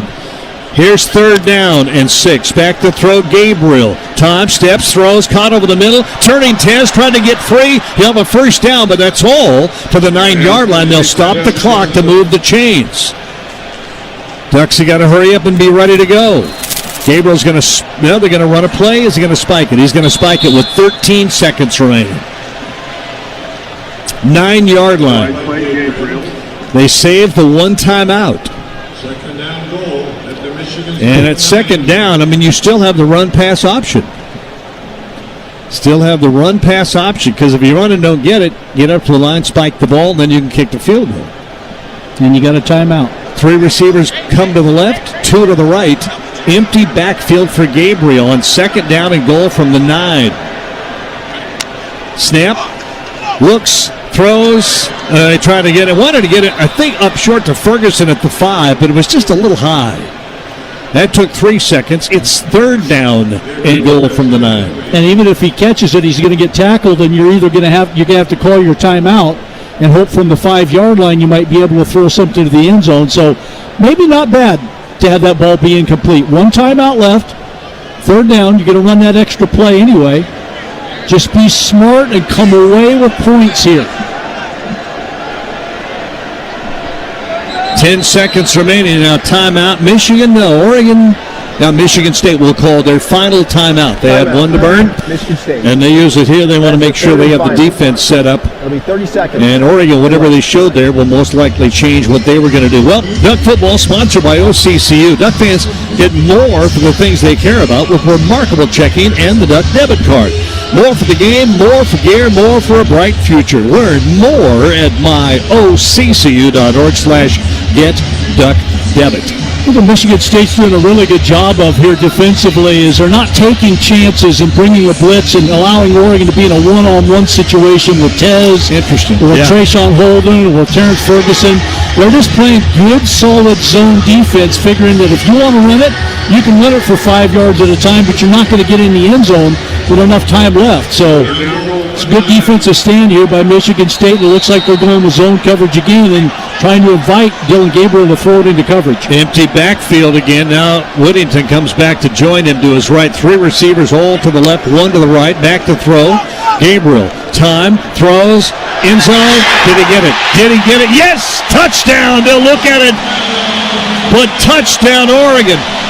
And Evan Stewart made the catch and just got a foot down before he went out of the side of the end zone. Well, I would think they'll take a look at it again pretty quickly, and then maybe slowly, because this one looked really close from up here. No. Oh, that's a great play. Jeez, isn't it though? He got 2 feet down, reached up and controlled it easily. Squeezed that ball between his hands. Sure looked closer than that up here. It didn't look like he controlled it. Man, he controlled it. Nice throw. The extra point kick coming up with 5 seconds in the half. Sappington ready. Dunn says, snap the ball. There it is, and the kick is up, and it is good. So with 5 seconds remaining in the first half, Oregon gets the touchdown on a well-thrown ball by Dylan Gabriel where only Stewart could get to it, reaches up with both hands to grab it, and then both feet into the side of the end zone before he goes out. An easy touchdown. On time. If you're watching this on TV and you get a chance to see it, the ball's thrown on time. That's what happens when the ball is out, when the guy's coming out of his cut. Boom, touchdown. That's what didn't happen a little bit earlier in the game, but this one right on time. Ball leaves Dylan Gabriel's hands as Evan Stewart's coming out of his break. Ball outside, right on the money. Nice play there. That was a really good throw. By the way, total drive summary for Oregon. Put my glasses on here. 12 plays, 73 yards, a minute 48. Stewart, the 9-yard touchdown reception, and Sappington's extra point. Oregon 21, Michigan State nothing. 5 seconds left here in the first half. That drive summary brought to you by Toyota. Let's go places. And this is kind of a statement. 363 yards for Oregon, 103 yards of offense for Michigan State. Figure sacks it there, but that aside, they have not been able to move the ball against Oregon's defense. 1 drive to open the ball game, and that is it. Here's the kickoff. This will go deep and into the end zone. It will come out to the 25. Oregon has rushed for 192 yards in this game, passed for 171. This is, except for the miscues, right. Apparently the 2 turnovers. I mean, that's it. Otherwise, Oregon is just flat controlling this football game. 1 play from the 25-yard line, and it will be a safe formation. No, actually, yeah, they're going to go safe formation. Just take the snap and let the clock run out. 5 seconds. There's the knee, and we'll go to halftime with Oregon on top, 21-0. And when you have to kick that ball off to start the second half, you want to get points to end the first half. That takes away what is considered that middle 8. You don't want to give up points to the end of half and to start the half. So that was well done. Now we'll get ready to go downstairs with Dusty Harrop as Dan Lanning talking with the folks from TV right now. And then Dusty standing by. Grab a hold of him and we'll find out his feelings and sort of emotions after this first half of football, which for intents and purposes, both sides, from our view, has been very, very good. 2 miscues for Oregon, both from Gabriel, but other than that, this has been a well-played game, both sides of the ball for Oregon. Here we go, downstairs to Dusty. Coach Lanning, your offense gets that touchdown late in that first quarter. They've been running the ball very effectively. Jordan James having the day. What's been the key up front? Yeah, and out-physical in the opponent, right? We got to continue to be physical in the second half. We got good people up front. We got guys straining on the perimeter, right? That's the secret. On the defensive side, we'd heard Cage the quarterback a lot over this week. How do you assess that in that first half, especially the way he closed it out? Yeah, I think that we've done a good job of getting home to him. We got to continue to close that because that's where he's a winner, is he can make plays with his feet. Coach, good luck in the second half. Appreciate it. Head coach Dan Lanning and our Toyota halftime interview brought to you by Toyota. Let's go places. We're going to go late for halftime, but an impressive first half of football. And one would think much more impressive, but you got those 2 interceptions in your head. You realize, wow, it could have been so much more. Yeah, I mean, if you're just tuning in, 363 yards of total offense Oregon had in that first half against what I think is a pretty good Michigan State defense. And then you say it's 21-0. People would probably think, what? You only got 21 points out of 361 yards? 363 yards? Well, 2 turnovers basically in Michigan State's end zone, 1 at the 2 with an interception, 1 in the end zone with an interception. When you were first and goal, second and goal, third and goal type of situation, that's why you don't have 35. On the other hand, Michigan State fumbled to open the game at Oregon's 2-yard line. Oregon took over. There's that. So, there is that. But offensively, I think you've done a great job. Defensively, my goodness. You put the pressure on Aiden Childs. You've shut down the run. You've made things really tough. An opportunity to play a complete ball game in the second half, which will be coming up after our halftime. Highlights and scores from all over the... No, this is a Friday night game. None of those other games have played yet. That was a weird Friday. We'll get you all ready for tomorrow, though, and tell you how this first half went at our halftime show. Ducks up 21-0 on the Oregon Sports Network from Learfield. Coors Light presents To Chill or Not to Chill, when your friend skips your favorite song on the playlist. End the friendship. Or choose chill, because that song lives rent-free in your head anyway, and you planned ahead by bringing Coors Light to the party. And the sound of that ice-cold can cracking open was music to your ears already. Coors Light. Choose chill. Celebrate responsibly. 2024 Coors Brewing Company, Golden, Colorado. It takes hard work to be the best in the game. Planning, commitment, resilience, sweat. That's why Old Dominion Freight Line, the #1 national LTL carrier for quality, works hard to be the best in the game and is proud to support those striving to be the best in theirs. Old Dominion Freight Line, official freight carrier of Oregon Athletics, helping the world keep promises. A chip is just a chip without hell of a good dip. If you're looking for a never-miss flavor that you'll never stop craving for game day, French onion is your guy. Real deal ingredients, ridiculously smooth and creamy texture, and off-the-charts crave-worthy flavor that makes any dip, dunk, or bite come alive. It's hell of a creamy, hell of a delicious, hell of a good dip. Official sponsor of the Hell of a Good Tailgate Tour.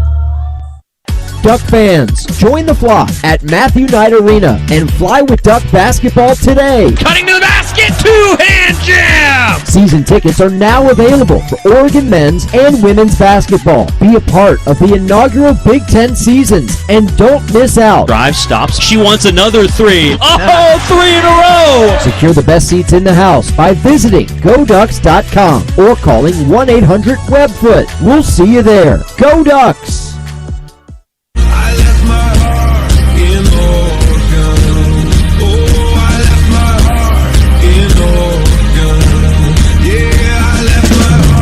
First half is in the books. Time now for college football's most refreshing halftime show. Presented by Coors Light. Choose chill. Proud partner of Oregon Athletics. Celebrate responsibly. A first half recap. Scores from the Big Ten and the rest of college football are all ahead on the Oregon Sports Network from Learfield.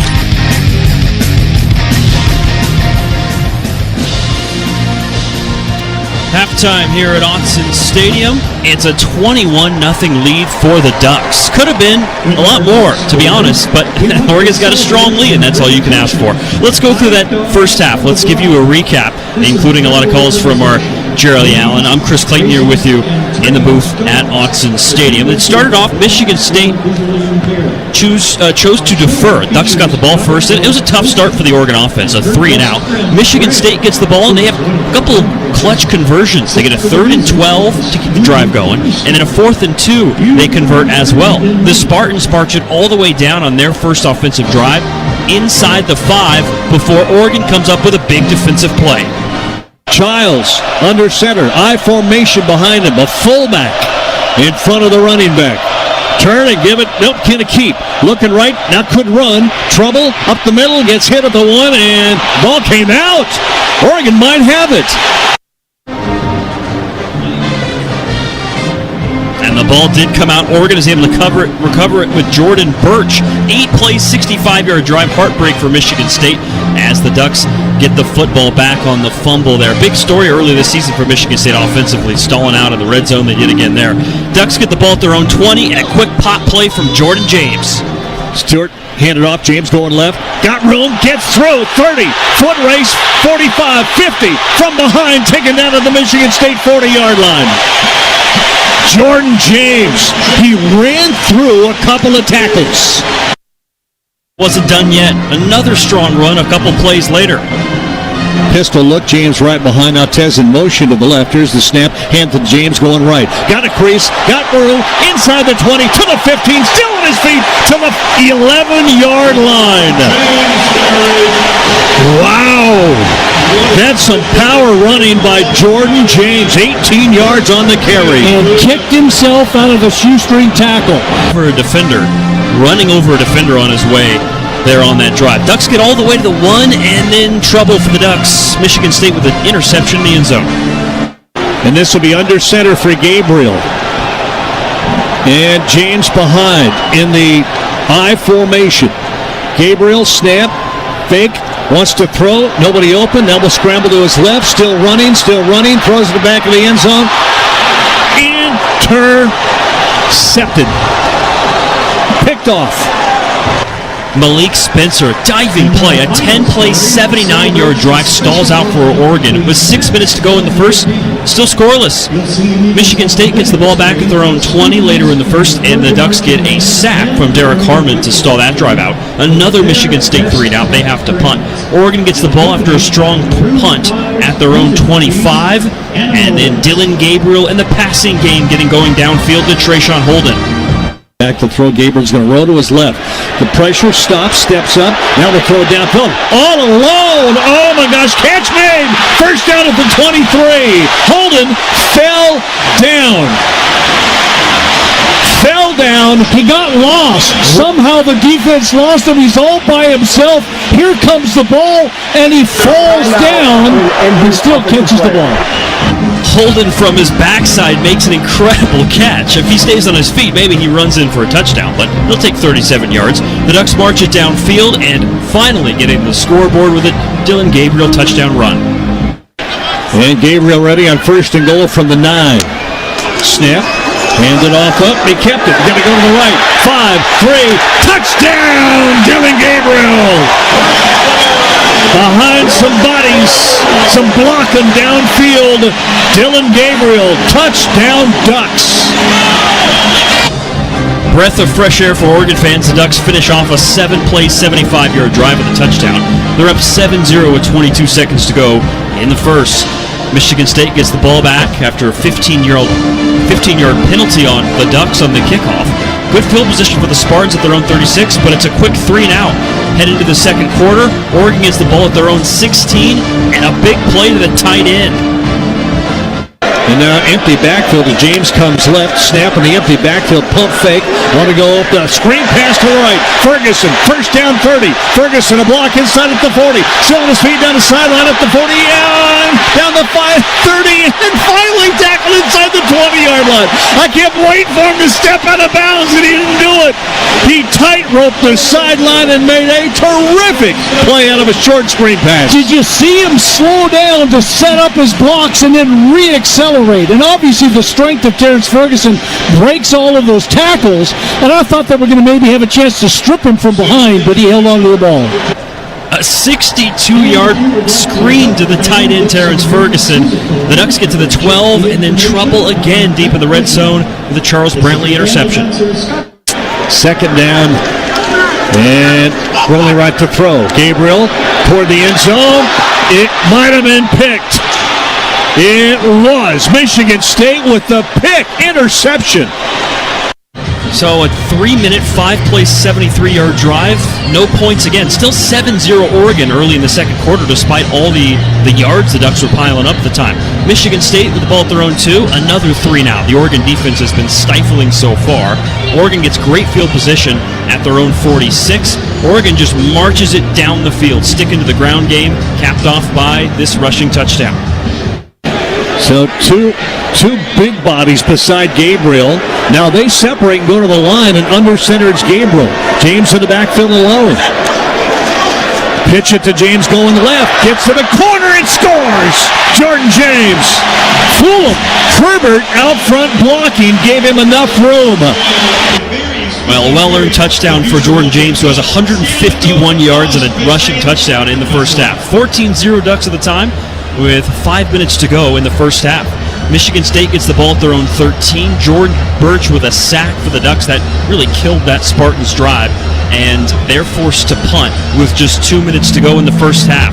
Oregon takes full advantage of the opportunity with a 2-minute drill, starting at their own 27. They get down in the red zone inside the 10 with a 3rd and goal. Only 10 seconds to go, so they have to be efficient here, and Dylan Gabriel in the offense does just that. Empty backfield again. Now Whittington comes back to join him to his right. 3 receivers, all to the left, 1 to the right. Back to throw. Gabriel, time, throws, end zone. Did he get it? Did he get it? Yes! Touchdown! They'll look at it. But touchdown, Oregon. Evan Stewart walking the tightrope, able to keep his feet inbounds in the end zone for a 9-yard passing touchdown. 21-0 Ducks. The 12-play, 73-yard drive that took a minute 48. Beautifully done by the Ducks, and they go up 21-0. That was your first half recap. Oregon is really dominating a lot of facets. 363 yards to 102 for Michigan State, and the most important stat for the Ducks, they're up 21-0 in the Big Ten home opener here at Autzen Stadium. I'm Chris Clayton. When we come back, we'll hear from Ryan Milano. He's got our Big Ten schedule coming up tomorrow on the Oregon Sports Network from Learfield. Dear Autumn Leaves, you won't be covering roads alone this season. Take on fall in the powerful Toyota Tundra or tackle trails in a Tacoma. Head to Toyota.com for more info. Toyota, let's go places. As a local community credit union founded by teachers, OnPoint is committed to supporting the students and faculty at the University of Oregon. And on game day, we're right there with you, on the field, in the bleachers, and in the classrooms. Drop by your local branch today and discover the many ways OnPoint can help support your financial well-being. OnPoint Community Credit Union. People are the point. Federally insured by NCUA. Equal housing opportunity. Before laughs in the parking lot became beers in the stadium with new friends, someone had to bring the 6-pack of Kona Big Wave. Kona Big Wave, bring the aloha. Copyright 2023 Kona Brewing Co., St. Louis, Missouri. Enjoy responsibly. Ducks. Wide open end zone. Spartans. Touchdown, Oregon. This is Oregon football from Learfield.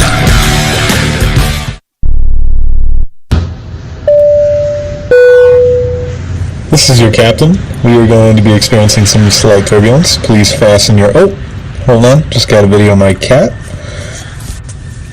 Imagine the pilot of an airplane was as confident as you are texting and driving.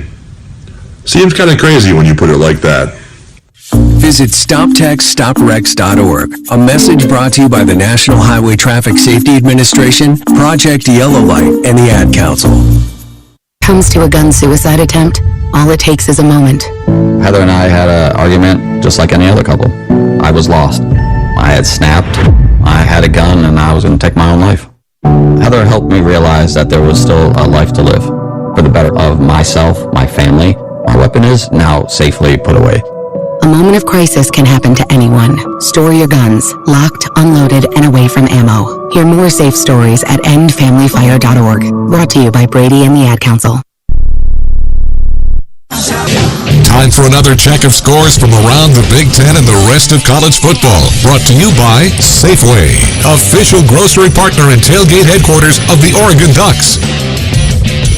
Back here at the booth at Autzen Stadium where the Ducks lead 21-0 over the Michigan State Spartans at halftime. Oregon, one of 4 games going on a Friday night. The only other one currently in action, just getting out of the halftime break. Syracuse trails 25th-ranked UNLV 21-17. Going final in the Big 12, Houston got the win on the road at TCU 30-19, and Jacksonville State in the CUSA took a commanding 63-24 win against Kennesaw State.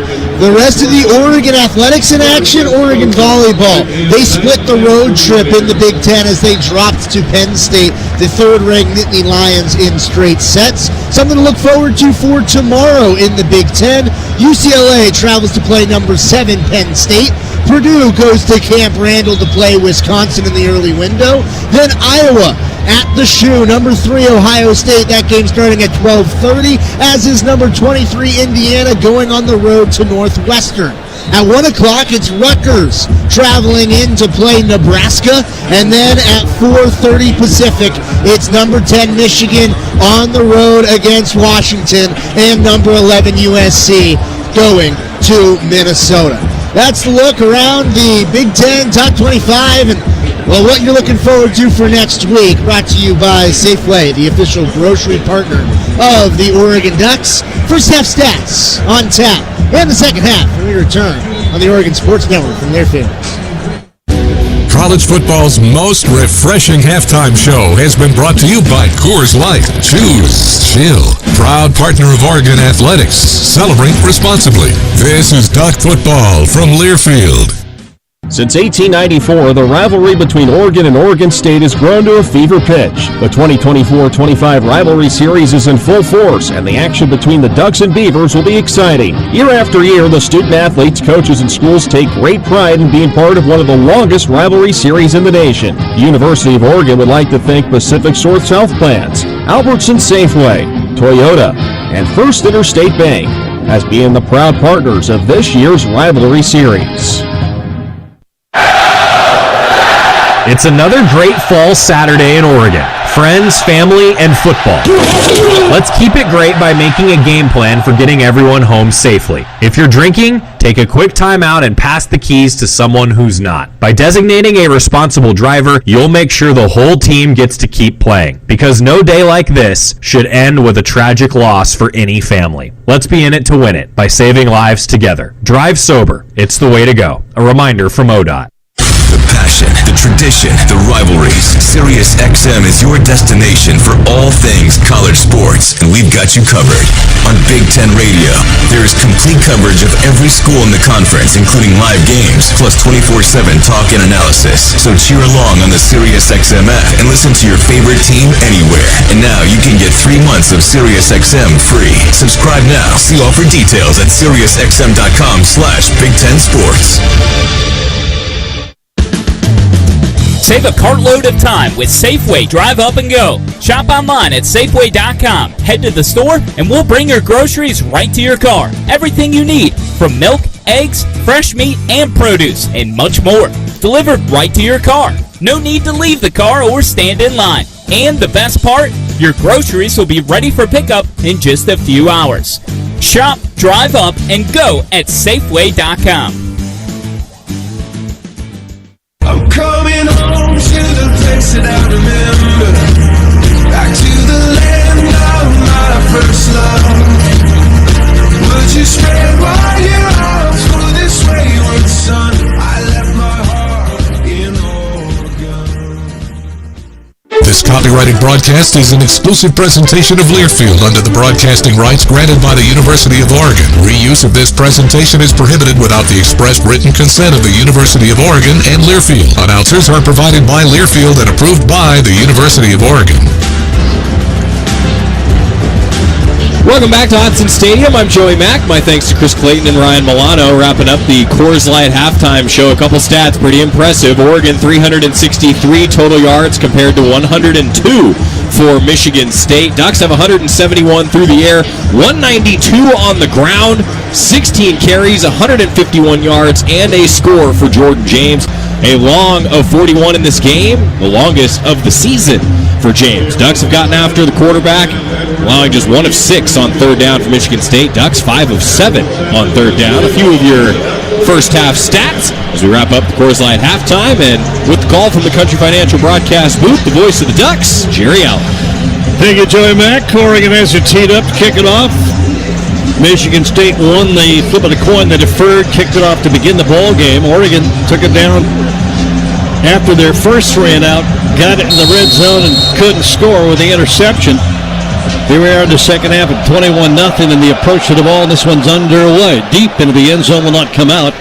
So to the 25-yard line. First drive for Michigan State tonight, guys. 65 yards on that first drive.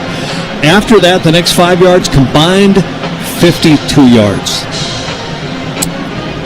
It's amazing. It really is. That is a tremendous job by Oregon's defense. Keep it going. Well, that's the effort now. A complete game, 2 halves. As Aiden Childs brings his team up from the shotgun, 3 receivers grouped together to the left or boundary side of the field. In motion going all the way right. Back to throw. Childs dumps it over the middle. Bobbled but caught. Tied in, I believe, with a grab at the 31-yard line. And that's Jack Velling. Velling 6'5", 244, the junior. Transferred from Oregon State. And he is really good. Just trying to chip away. Safe passes, not forcing Childs to make downfield decisions and not making sure that he doesn't get pressure on long patterns. Nate Gardner in the backfield. Carter to the left. Here's a snap. Keep up the middle, and nice run up the 35, 40 to the 41-yard line. Aiden Childs on the keep. Little fake handoff. Running right, pulled it out and kept it. Well, something now that makes the defense think a little bit. Got to defend him. Just like with Dylan Gabriel, the minute he runs it 1 or 2 times, all of a sudden it puts that thought in the defense's mind of, okay, now there's another running back on the field. Childs got hit pretty hard on that play, though. First down at the 41. Childs from the shotgun. Sends Velling in motion back to the formation. 2 receivers out to his right, 1 left. And he'll keep and run right. Across the 40, tries to cut it back, does a little bit across the 45 to the 46-yard line, almost the 47-yard line. So back-to-back runs by the quarterback, and that'll give them good field position all the way out at their own 46 on a 6-yard pickup. Childs had carried the ball 33 times in the first, 4 games? So he's not a stranger to running that ball. 1 wide out way to the left. To the right, I believe, Jared Glover. Shotgun again. And hand it off. Up the middle goes Lynch Adams. Close to the first down, but just short. It'll bring up third down in about a yard, maybe a half a yard. Bring another tight end in. And Brandon Tullis, a running back in, so Nick Marsh, the receiver, will come to the left. Now he'll going to come way out to the left-hand side. 2 receivers go each way. In the backfield, Brandon Tullis, the running back, on 3rd and a yard. Childs, snap, going to keep and go right. Reverse and come left. Going to get the first down, but just that, and then spun down at the 48. Wanted to go right, and very quickly came back the other way. And actually a smart decision to come back the other way, because Oregon had it defended, and he probably was going to be tackled for no gain if he'd have continued to his right. But stopping and going back against the grain where Oregon had somewhat over-pursued, was able to get up the first down. He's a big guy. He's 6'3", 215, so he's not going to be an easy guy to take down, and he's a good athlete, too. Kobe Savage chased him down and made the tackle to the 48-yard line of Oregon. Under center, Childs. Going to go back, play action to throw. Pressure, gets to him. He'll go down. Birch with a sack, but the guy who turned him in was Derek Harmon. Or Tysheem Johnson turned him in. The blitz came and really turned Childs away. He wanted to, it was Tysheem Johnson from the outside, and turned him right into Birch. Forced him up inside, and that's where Birch was. The athletic Jordan Birch, by the way, waiting for him right there, brought him down. Another sack for Jordan Birch. That's 2 tonight. Loss of 9, make that 8. Second down at 18. Say a loss of 7 now at the 45-yard line. Second and 17. Shotgun for Childs. Timeout, Michigan State. Ran out of time. Play clock was running down. Michigan State. That's the first of the half. And we'll get our first timeout here in the second half. 21-0 Oregon. We played 4 minutes in the second half. And Michigan State on their initial drive. Good field position, but the sack makes it 2nd and 17 at their own 45. We'll come back with more from our Country Financial broadcast booth. The Ducks leading 21-0 here in the Oregon Sports Network from Learfield. Save a cartload of time with Safeway Drive Up and Go. Shop online at Safeway.com. Head to the store and we'll bring your groceries right to your car. Everything you need, from milk, eggs, fresh meat, and produce, and much more. Delivered right to your car. No need to leave the car or stand in line. And the best part, your groceries will be ready for pickup in just a few hours. Shop, drive up, and go at Safeway.com. From the Oregon coast to the mighty Columbia, and from the Blue Mountains to the Siskiyous, we are with you. Whether your work takes you to the field, the forest, the factory floor, or the home office, no matter what you do, SAFE is with you, helping injured workers get back to work and helping to prevent future injuries by making each workplace safer and healthier. SAFE, workers' comp that really works. Learn more at SAIF.com. In a Duck game, well, going to be here live. See an entire stadium completely decked out in green and yellow. And get to be here for Shout. So let your true colors show and score tickets today at Ticketmaster, the official ticket marketplace of the Oregon Ducks. Welcome back to our Country Financial broadcast booth. 21-0 Oregon with the lead. Second down, Oregon's defense. The defense, Derek Harmon, Jordan Birch. How about that time, Tysheen Johnson on the safety blitz. Jamari Caldwell. Everybody tonight has played a role defensively on the front of that Oregon defense. Yeah, coming into the game, Harmon and Birch, 5 combined sacks on the season, and they've been kind of wreaking havoc in that backfield here tonight. A couple times Harmon's been able to get home, Birch a couple of times in the game. Sometimes they just happen to be in the right place at the right time, but a lot of times they're making the plays to create the sacks. Leon late with a sack tonight. Just pressure from that front. Linebackers filling in. 2nd and 17 from the Michigan State 45. And here is Aiden Childs from the shotgun empty backfield, and he will bring Lynch Adams back to stand beside him now, the running back from that shotgun. Trips right, one alone left. Childs snap, back to throw. Pressure comes, trying to run away from it. Gets away to the right a little bit, still running. He's going to keep it. Now he's going to throw it downfield, and it is going to be dropped. Incomplete at the 10-yard line. That ball was going to be caught in the hands of Jaron Glover, but Brandon Johnson got there, I think, as the ball got there. And frankly, the receiver should have brought that ball down. Aiden Childs was able to get outside of Caldwell and kept his eyes down the field. That's a catchable ball, but Brandon Johnson's able to arrive about the time the ball leaves the hands of the receiver. Yeah, should have been caught. He had it. So 3rd down and 17. The scramble by Childs nearly got him a big play.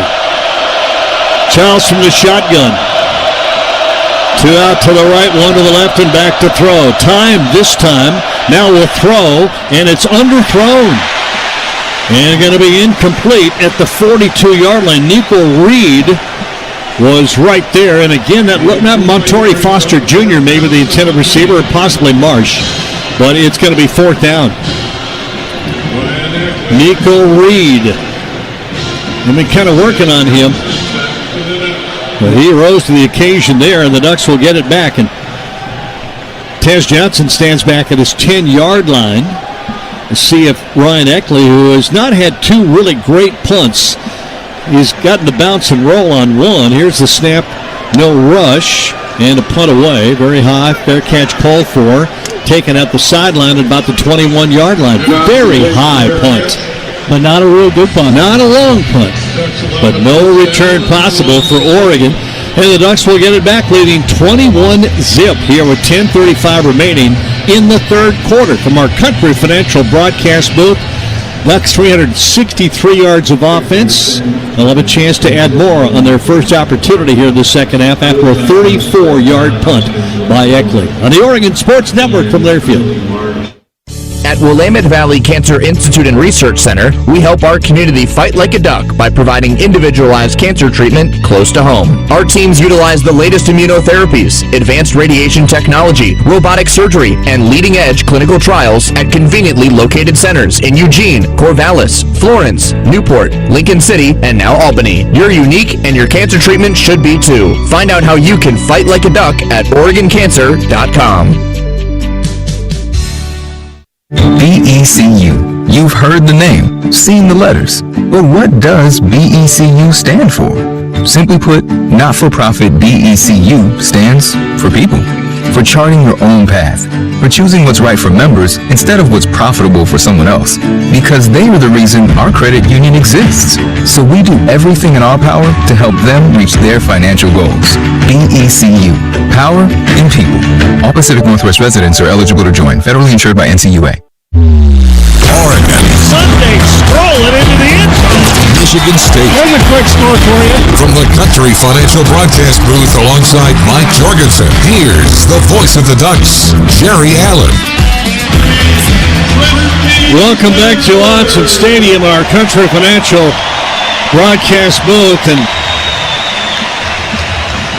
a cancer survivor down on the field right now who has defeated cancer and is ringing the bell. Oh my gosh.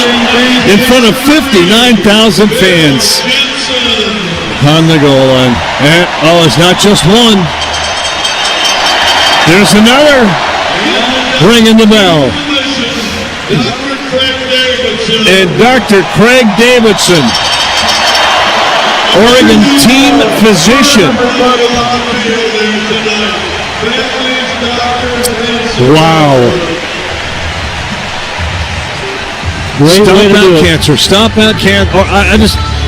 Dave Lanning and his wife Sophia and their three boys very much involved in the reason for Stomp Out Cancer this year. Sophia, Dan's wife, beat cancer and came up with the idea with help from Nike to design a uniform. All three boys and Sophia contributing, and it's just, I wish we could show it to you. It's got, cancers are colored. Each different type of cancer has a color, and that is represented on the uniform. There's so many things about this uniform. An ice cream cone, because eating ice cream is better than having cancer. I mean, there's so many aspects of this that you really got to read up and catch up with it because there's so much there. Here's Oregon, first down at their own 20-yard line. And Gabriel, snap, turn, going to run. It looked like he wanted to hand it off. He's going to get it across the 20 to the 21-yard line. Yeah, I think that maybe Noah Whittington took an angle on that handoff where it was so far outside, Dylan Gabriel couldn't get it to him and just went ahead and held on to it. Oh, a little talking chipping going on down there. Gabriel juggling Chris Bogle, who is in his face. So basically a yard gain. And there's somebody on the sideline. It looks like the official. Okay, they're trying to hide signals. It looked like somebody was out on the field for Oregon, tending to somebody. Two receivers each way on 2nd and 9 from the 20-yard line. Snap back to throw Gabriel. Time, throws it over the middle, caught. Tails on the run, spins away from one, across the 30 to the 31-yard line. Now throwing backwards, but he'll get a big first down. He got all he needed plus a yard. Cal Halliday, linebacker, on the stop, trying to chase Tez. That's a pretty good job by a linebacker. Jordan James is back in. That's good because Jordan went out limping a little bit in the first half. Kind of waiting to see him come back in, and he is back in. Two receivers go out to the left. Hold with one of them. Well, they're going to go Wildcat here. And here's the fake pitch. Here goes James to the outside. Cut around one man. It goes across the 35. So what a formation. Oregon goes Wildcat. with Gabriel up on the line, and it looked like they could do 2 or 3 different things on that play. Could have run the reverse, flip it on the fly sweep, fake that. Just keep Gabriel out of the blocking. What is this? Here's the fly sweep going the other way. Tez gets through, wrapped up across the 41. You get the first down. Okay, what was that formation? Well, it was like a swinging gate formation. Exactly. Lined up with about 4 or 5 guys to the left, 4 or 5 guys on the line of scrimmage, run Tez Johnson in motion, and hope you outnumber them. Michigan State, little bamboozled right now. Throw downfield. He's got him a back shoulder throw to Ferguson, who makes the grab and goes down at the Michigan State 37 or 38-yard line. I don't think that was intended to be a back shoulder throw, but it worked that way. Tough to tell. I thought when he threw that ball, he was going to lead him. But I'll tell you, Terrence Ferguson knows exactly where that ball is going to be. He slows down, balls to the back shoulder. Nice catch by Ferguson. 20 yards on the play to the 37 of Michigan State. 3 receivers out to the left side. Evan Stewart, the wide receiver, out to the left. Tez in motion, comes to the right. Lines up and goes back there, and that's low. Low is going to catch the ball going outside of the he dropped it. Oh, he has forever to run. Would still be running had he made that catch. Justice Lowe had come in motion to the right and then went back to the left, and he was such a well-designed play again. And if you're low, you got to make those type of plays. You get your opportunity, which isn't very many. You got to make the play.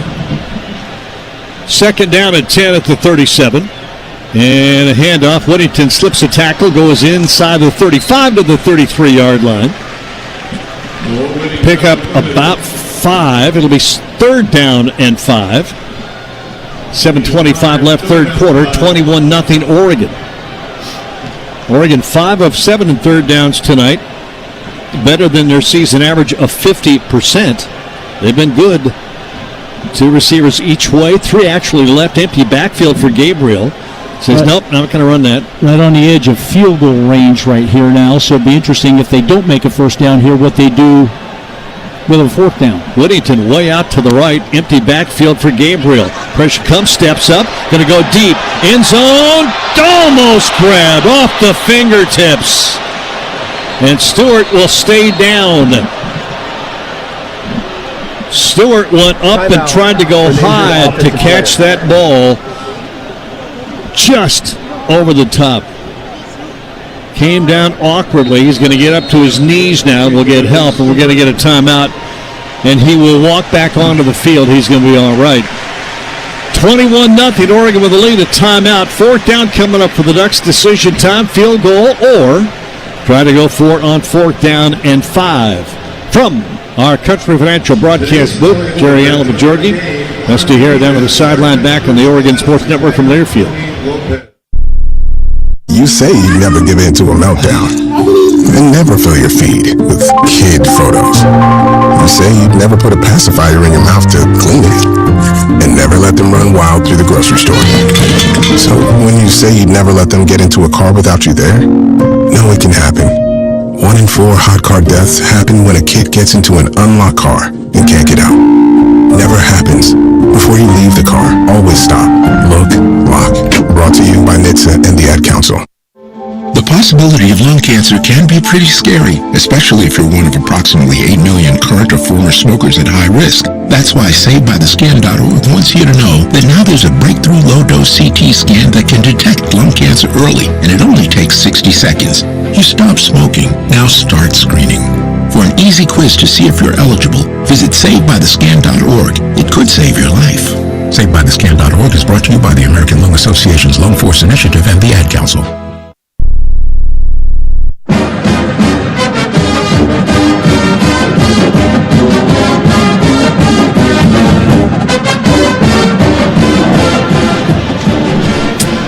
Welcome back to the Country Financial broadcast booth here at Autzen Stadium. 21-0 Oregon with the lead. Duck fans, what's the best part of being at a Duck game? Being there live, seeing an entire stadium completely decked out in green and yellow, and here for SHOT, which is coming up. Let your true colors show and score tickets today at Ticketmaster, the official ticket marketplace of the Oregon Ducks. I appreciate Ryan Milano pointing out Lalaulu from the center position, peeling completely to the outside to pick up a blitzer. Had enough offensive linemen to block everybody else. He spotted it, was able to call it out. I'm sure everybody made that call that we don't hear up here within the offensive line, and peeled out for the ability for Dylan Gabriel to go down the field to Evan Stewart. And Stewart, frankly, would have made a fantastic catch if he was able to hold on. I think he just mistimed his jump and wasn't able to get up to the peak of it to make that catch. But that ball right on the money, and sure looked like also to the other side, Kenyon Sadiq would have been open. So he kind of had his choice. Ball unfortunately fell incomplete. It's going to be a field goal try from the 40-yard line. So this will be a 50-yard field goal try. Atticus Sappington missed a 52-yarder earlier this year. He's got the leg. From the 40, a 50-yard field goal try. Middle of the field. Luke Dunn to hold. Luke Basso to snap. Yeah, I did too. Oh, it might be Boyle. Yeah, it is Boyle. Snap, place, kick on the way. Gonna be long enough. He got it! How about that? Andrew Boyle, 50-yard field goal. And it's a 24-0. And by the way, with that good kick, the good hands at Allstate will contribute to the next General Scholarship Fund. Thank you, Allstate. Well, good for him. You don't get many opportunities, so when you do, you come through. And Dan Lanning liked that one. Big smile as we watch him on the sideline. Well, at BECU, a member-owned, not-for-profit credit union, they're proud to support Oregon athletics and put their members' best interests first. BECU, power and people, insured by NCUA, membership required, restrictions apply. Well, trying to drive somebody there for Oregon. Their first offensive possession of the second half is 9 plays, 48 yards, and 3:48. Andrew Boyle the last 50 yards. And Oregon leads 24-0. 6:47 left here in the third quarter. That drive summary brought to you by Toyota. Toyota, let's go places.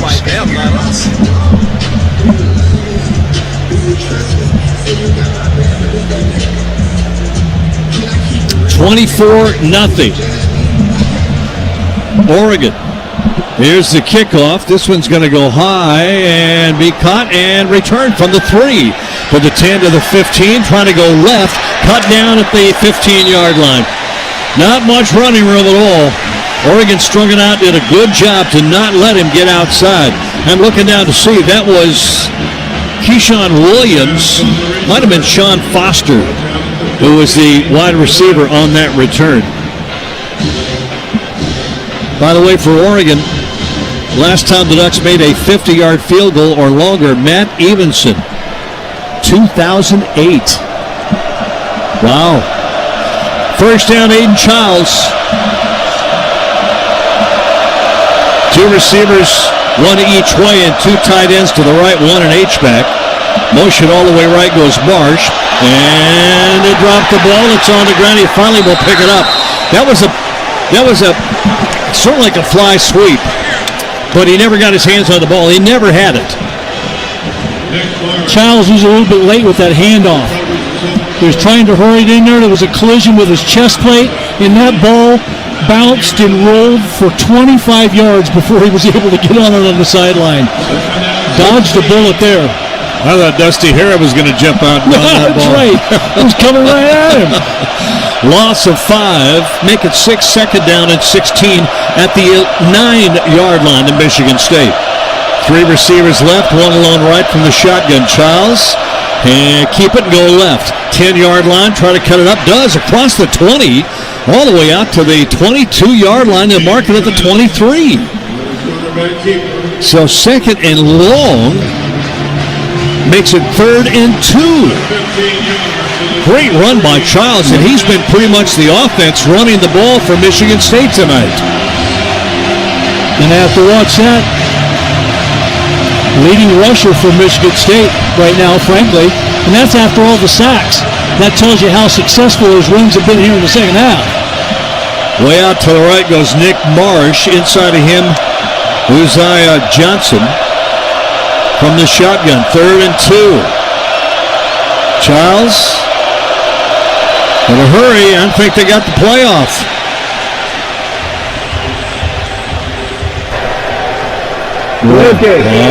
Offense. What a big mistake there. It's still 3rd down. Looking at that play clock, they hadn't stamped it on that. There's no way. They got to throw a flag. I never saw the flag, but they definitely did not beat the play clock. Pretty critical error there. A 3rd and short situation when you're trailing 24-0. 5:07 left here in the 3rd quarter, and you get a delay a game. Boy, it just can't happen. Send 3 receivers out to the right. Fairly close on 3rd down and 7 now. Empty backfield for Childs. Waits for the snap. They set up. He's got it and back to throw. Has some time, breaks down, gets away, runs to his right. Now will toss it downfield, and it is incomplete. Well, nobody open. I mean, he tried to motion for his receiver to go downfield and throw, but he wasn't going to complete that pass. And he wasn't pulling away from Jordan Birch. That's what's amazing to me. A guy that's 6'5" and 290 pounds is tracking down a guy like Abe Childs, who can run pretty well, and Birch was not giving up ground. So 4th down, Oregon's defense puts the stop on again, and Oregon could get great field position out of this. Ryan Eckley to punt on 4th down and 7 from the Michigan State 18-yard line. Tez stands at his own 35. Eckley, snap, steps up, booms one very high, good spiral, deep. Tez backpedaling, takes it, get the 30, gets by one man, trying to go outside now, get a blocker at the 34, across the 35 to the 37-yard line. He's excited. He's exciting. That's a 52-yard punt and a little return. Exciting, even though there wasn't much there.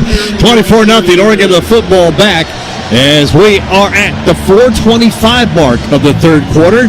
Oregon with another chance to add some points, and the defense right now pitching a shutout from our Country Financial broadcast booth. Let's go away and come back. The Oregon Sports Network from Learfield.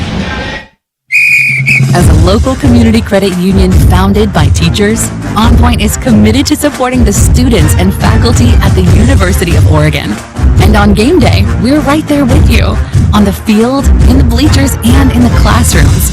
Drop by your local branch today and discover the many ways On Point can help support your financial well-being. On Point Community Credit Union. People are the point.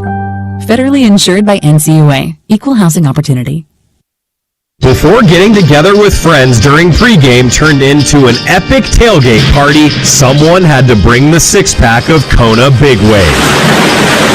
Kona Big Wave, bring the aloha. Copyright 2023 Kona Brewing Co., St. Louis, Missouri. Enjoy responsibly. Dear autumn leaves, you won't be covering roads alone this season. Take on fall in the powerful Toyota Tundra or tackle trails in a Tacoma. Head to Toyota.com for more info. Toyota, let's go. Come back to our Country Financial broadcast booth where Duck Football is brought to you by our charter partners. Tonight's game brought to you by Mart, Carl's Jr., Country Financial, Bigfoot Beverages, McDonald's, OCCU, and Toyota. Their dedication and substantial investment have been crucial in advancing Oregon athletics to this new chapter in the Big Ten. We thank you so much. Downstairs, one of our charter sponsors, the sponsor of our Toyota sideline, Mike Toyota, and Dusty Hare. Oregon's defense has been impressive. Whoop. Forgot Dusty Harris changing batteries right now. He's an android. We put batteries in him, and he goes up and down the field. Look at his flip. He's frozen. Yeah, 4:25 remaining in this 3rd quarter. 24-0 Oregon lead. Coors Light, Mountain Cold Refreshment. Choose Chill, proud partner of Oregon Athletics. Celebrate responsibly. First down, Oregon. They'll have it at their own 36-yard line. That's where Tez got back to. Trying to make something happen. Another game going on, by the way. Safeway scoreboard update. What? Looks like right now Syracuse and UNLV. Is that right? Yeah. Yeah, it is. 31-31 into the third quarter. So UNLV playing some good football this year. Yeah, they are. With a quarterback they didn't think they were going to have at quarterback. Here's first down. 2 receivers out to the left, 1 to the right. Let's hand the ball off. James up the middle, runs into a pretty big stack after a short 2.5, almost 3-yard gain. Jordan James up the middle. And it'll be second down and about 8. That football brought to you by Steel. Find your local Steel dealer at SteelDealers.com. Put the ball at the 38-yard line of Oregon left hash. All receivers in tight. 2 to the left, 1 to the right. Now coming right is Lowe. He'll go all the way to the right, and here's a play-action fake. Running left, want to throw it downfield. Catch made and out of bounds. First down catch. Trayshawn Holden. Boy, he plays that sideline really well, doesn't he? He does. And Dylan Gabriel throws the ball on the run really well. Little play-action fake one way, bootleg back out the other way, and just a quick out pattern by Holden. Ball on the money, first down. All the way up near midfield, put it at the 49 of Michigan State. Being a lefty, that bootleg when he runs to his left is just natural for him. Here is first down at the 49 of Michigan State. Play action to throw again. Looking deep downfield. Open, but he threw it too high. Tez was there, reached up off the fingertips again. Would not have been a huge gainer unless Tez comes down that makes a man miss. Yeah, but that's a throw that Dylan Gabriel makes in his sleep. Yeah. Not tight coverage. Tez almost climbed the ladder to get it, but that ball high and outside, and he's not able to get it. Second down and 10, and again at the 49 of Michigan State. Motion coming all the way right and setting up. Tight end Sadiq in the H-back position. 2 receivers out to the right. Tez and Holden. And here is a give. It is going to be James and gets through. I don't know how he did across the 46, short of the 45-yard line and put it on the 45. Should have been stopped at the line of scrimmage, and he just ran away from it. 210 yards rushing, 220 yards passing for Oregon tonight. Third down and 6 from the 45-yard line. 2 receivers come right. Stewart, one of those, Holden the other.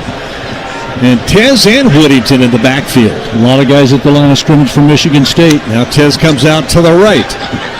Had to disguise the coverage. A lot of time looking for somebody. Nobody open. Now we'll throw it deep and nobody there. And a flag late. And that's in the secondary around the 25-yard line. And I have no idea. Defensive holding usually when it's around the 25. If it's downfield. Such a late flag. I don't even see it. There are 2 fouls on the play. An eligible player downfield. Offense, number 50. Holding. Defense, number 15. Those fouls offset. It's still third down. Well, Dylan Gabriel had so much time to throw that ball. The offensive lineman kept blocking and blocking and blocking, and they eventually blocked themselves too far downfield. Boy, did he have time, right? Yeah. I mean, not just 1, but 2 cheese sandwiches and a Pepsi. Third down and 6. Gabriel back to throw. Offside's going to be the call as he tries to get away. He'll get sacked, but this one's going to come back as I think in the neutral zone was Michigan State. And if it is against Michigan State, it'll bring up a 3rd and 1 for Oregon. Normally when a flag flies and they do not stop the play, it's against the defense. Now they're having a long talk at the 45-yard line. The officials are. And if they decide to wave off the flag, it will be a sack. There are 2 fouls on the play. Illegal shift. Offense. Offside. Defense. You gotta be kidding Those me. fouls offset. It's still. Have you ever seen back-to-back plays with offsetting penalties? I can't remember that. That might be a first I've ever seen. Back-to-back plays, offsetting penalties. And I only saw one flag, and I never saw the other one. It was mystery. Well, third down over again. Third down and 6 still. at the Michigan State 45. Empty backfield for Gabriel. Holden way out to the right. Tez the inside receiver, and Stewart, I think, inside of him. So 2 receivers left, 2 to the right. Back to throw Gabriel. Sets, throws quickly. Tez with a grab, makes the first man miss. Has the first down and then goes down at the 37-yard line. He makes that first guy miss, and then sometimes he goes backwards, and you're going, get upfield. Yeah, sometimes when you make one miss, you just got to go. Jordan Turner left some laundry on the field, and it was something he was wearing. I mean, that was a great fake. Well, Michigan State came with a blitz, which put Turner in a coverage type of situation and mismatch against Tez Johnson. Yeah, Tez with a great juke on that play. Here's trips left, now coming right. Tez goes back to the left, so still 3, and here's the handoff. Going up the middle, Whittington's going to get a yard. Big pile pushes him backwards. He'll get to the 35 of Michigan State. Down to a minute 14 remaining here in the third quarter. 24-0. Dusty Harrow down on the sideline with our Toyota mic. I've rebooted. My batteries are inserted back into my back. But prior to that play, you saw Tez Johnson was pointing at the outside linebacker. He was pointing right at 7 saying, guys, I got a mismatch in a 3rd down and 6, and Dylan Gabriel went right to him. 2nd down and 9. Stewart and Tez go out to the left. The other 3 receivers, the tight end, come right. Empty backfield. 2nd and 9. Back to throw. Gabe steps up. Will throw it. Open and first down. Tez with a catch. Down the sideline and out of bounds at the 20-yard line. A lot of time for Dylan Gabriel to find somebody. Pressure on him early in the game when this Michigan State defense was a little bit more fresh. But the longer the Oregon offense is on the field in this game, the more worn out they're getting. Tez Johnson just turned Angelo Gross inside out on the sideline. Gross was going downfield looking for him, and Tez had cut it off. First down at the 18-yard line where he went out. Give it to James up the middle, lowers his head, and that's going to go nowhere. Back to the line of scrimmage, and that is all. And that'll be the final play of the third quarter. So, shout coming up, and we want you at home. All you are out in the mountains around the state of Oregon getting ready for hunting season open tomorrow. And I know there are still some firefighters who are out there trying to put out fires in the mountains too. We know you're listening too. We love you all and appreciate you all. And I wish I could see you jumping and shouting and dancing around a campfire right now. Because you know you want to.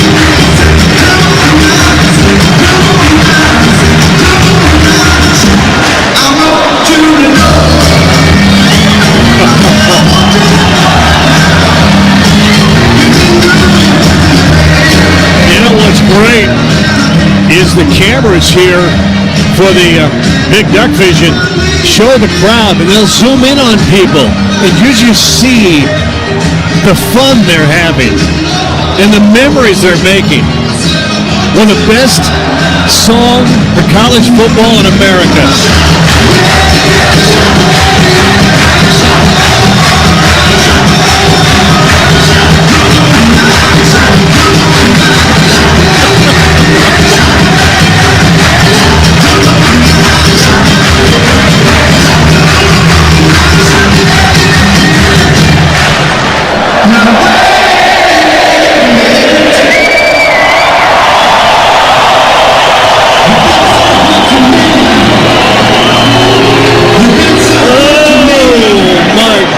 This is fun.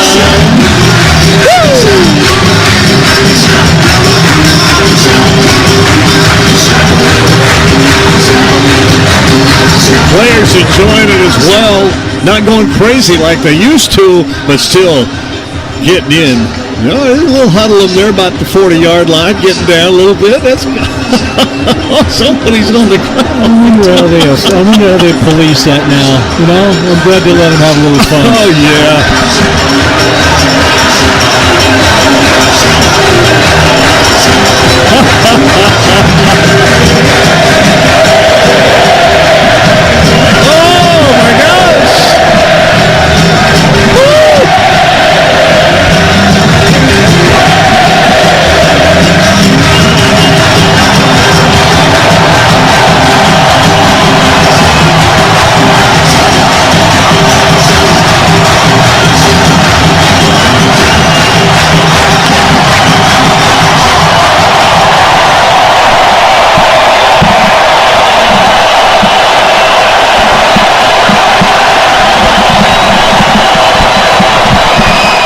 Spectacular job by the Oregon faithful here. Just ear-splitting, cheering, crazy, having fun. By the way, I was watching Bryce Bolton in the middle of a little crowd of Ducks, and they were enjoying shout. I'll just say that. Third quarter stats. First downs, Oregon 21. Michigan State 8. Rushing yards, Ducks 210. Michigan State 43. Passing yards, Oregon 220. Michigan State 87. 430 yards of total offense for Oregon. 130 for Michigan State. And 60 offensive plays for Oregon, 35 for Michigan State. Defense getting tired for the Sparty. Second down at the 19-yard. Let me get the 18-yard line of Michigan State. Gabriel back to throw. Looks left. Throws left. Drop. Would have been a touchdown. Terrence Ferguson just turning upfield a little bit early, maybe, huh? Just took his eyes off the football. You just go, when the guy's wide open and you overthrow it, then you're sick to your stomach as a quarterback. But when you finally find the guy you're looking for on, again, a well-developed play, fooled Michigan State completely, and he just wasn't able to catch that ball cleanly. He looked it into. I watched the replay. He was looking at it. He just didn't grab it. Third down and long. Gabriel throws it. Tez is open. Gets turned inside. Dives inside the 10. I think he's short. And they're going to mark him by about the 9.5. He had to get to almost the 8. And I don't know why he decided he needed to go down there. Other than that, easy for me to say when you're going to get crunched by 3 guys, but boy, that is not a good spot of that ball, I didn't think. He dove forward. It's not like he slid. Like to see a better replay of that. It looked like he had gotten another maybe a half yard, if not a yard. So we're going fourth down. So 2 in the backfield. Gabriel under center. Take the snap. Hand it to James up the middle. He'll get the first down. Driving inside the 7, 6, almost to the 5-yard line. Jordan James and an offensive line giving him a ride. 24-0. Oregon with a lead. Knocking on the door.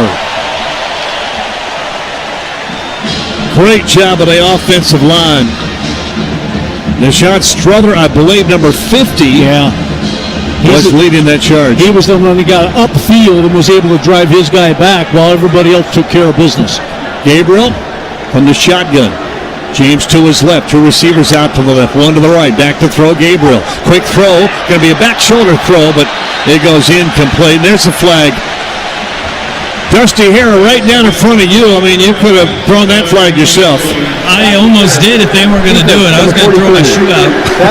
It's got a little yellow on it. Dan Lanning wanted it too. He didn't see the flag come out because it was so close to the end in Oregon in the end zone, which is yellow. He was going, what are you guys looking at there? But he had an assistant coach, and Terry said, hey, they got it. Major interference. That was a hug. Yeah, he was arms wrapped around him. Don't let his arms go up. I don't want him to catch this ball. So the penalty puts the ball, that penalty in the end zone, puts it at the 2-yard line. First and goal from the 2. Gabriel under center. Turn back, hand it off. James going right, trying to get to the edge, and he cannot quite get there. Boy, what a tackle on the outside. That was a good play, and I don't think the play was designed to go out there, but Jordan James saw some green space, decided he was going to go there. That thing is designed to be more off the tackle tight end. Nice play on the outside. Yeah, great play on the outside. So it'll be second down and goal from the 2-yard line. Tight end H-back to the right. Ferguson, 2 receivers each way. And Gabriel from that shotgun. In fact, empty backfield now as Ducks go with 3 receivers right now. Michigan State says, I don't like that lineup. We don't know how to cover this. We're going to call a timeout. Timeout, Michigan State. This will be a full media timeout.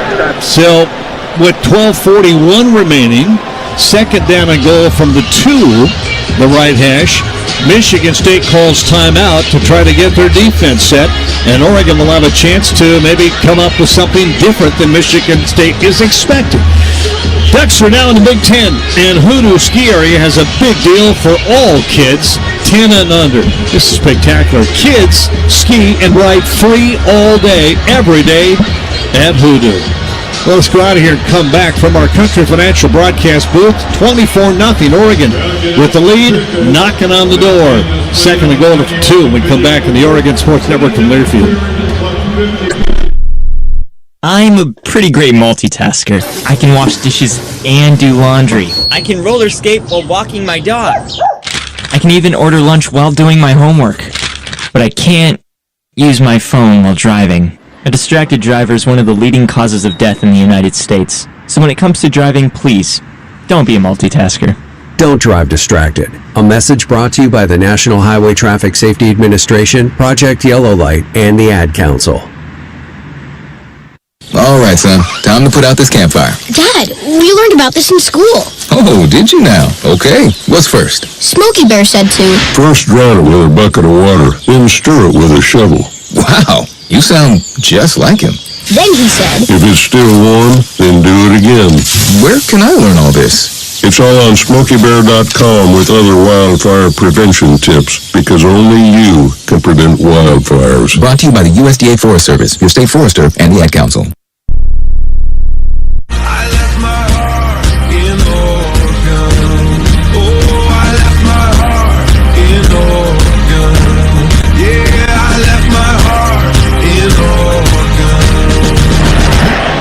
Welcome back to Autzen Stadium, our Country Financial broadcast booth.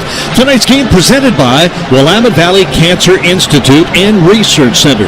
Expert cancer care when you need it most. Now with 7 locations in the Willamette Valley and on the coast. And Duck football brought to you by Pizza Hut. Check out pizzahut.com for great deals. No one out-pizzas the Hut. Well, Tez Johnson up over 40 catches for the season. 33 coming into this game. He's got 9 tonight.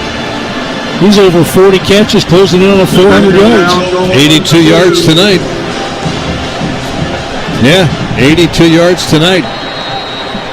And it's just a 13th play, by the way, of this drive.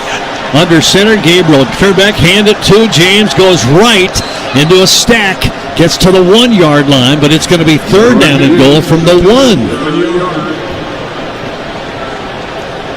The offensive line has done such a tremendous job tonight. Ducks going to bring some more receivers back in. James will stay in at a running back. See what the Ducks dial up here on third down and goal from the 1-yard line. Maybe try to spread them out a little bit and still gut punch them. I'd love to see Oregon run this thing in. Stewart way out to the right. Trayshawn Holden to the left from the shotgun. Snap. Give it to James. Goes off left tackle and loses yardage. Lost a little bit. I think they should have thrown the ball. Wait a minute. Didn't you say... I know. I wanted to see him run that thing in. And they're going to try it again on fourth down. And Michigan State did a really nice job of just blowing everything up in the middle. There was nowhere for Jordan James to go.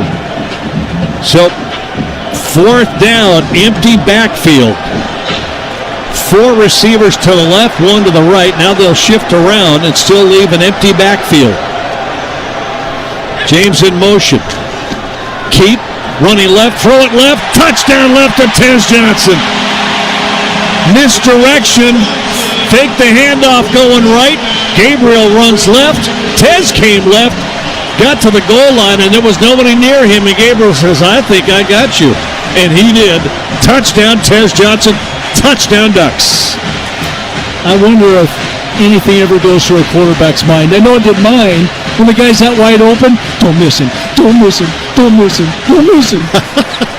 He does it, obviously. That's why he's so good, Dylan Gabriel. Trayshawn Holden with a nice block, moving one of the defenders out of the way. So Tez was so wide open. Extra point try coming up. This is Atticus Sappington. And he boots it up and through. Sappington and Andrew Boyle have kind of alternated on the extra point kicks tonight. That one, Sappington, makes it 31-0. And Tez Johnson with another touchdown and another catch. 11:18 remaining, fourth quarter. From our Country Financial broadcast booth. Let's give you a break. We'll take the break, come back for the Oregon kickoff to Michigan State here on a beautiful night for football on a Friday night. It's Friday Night Lights. I don't know if it gets any better than this on the Oregon Sports Network from Learfield. Hey Duck fans, at Country Financial, they make insurance easy. Whether you're shopping for home, auto, or more, their representatives will take the time to understand your specific needs and explain what options work best for you. Worry less and feel more confident knowing you're covered. Visit countryfinancial.com to get started today. Experience more with Country Financial. Auto and home insurance policies issued by Country Mutual Insurance Company, Country Preferred Insurance Company, and Country Casualty Insurance Company, Bloomington, Illinois. What's up, sandwich heads? Today on Steve-O's Sandwich Reviews, we've got the tips and tricks to the best sandwich order. And it all starts with this little guy right here. Pepsi Zero Sugar. Yeah, add the crisp, refreshing taste of Pepsi Zero Sugar and cue the fireworks. Lunch, dinner, or late night, it'll be a sandwich worth celebrating. Every bite is better with Pepsi. Pepsi is proudly distributed by locally owned Bigfoot Beverages.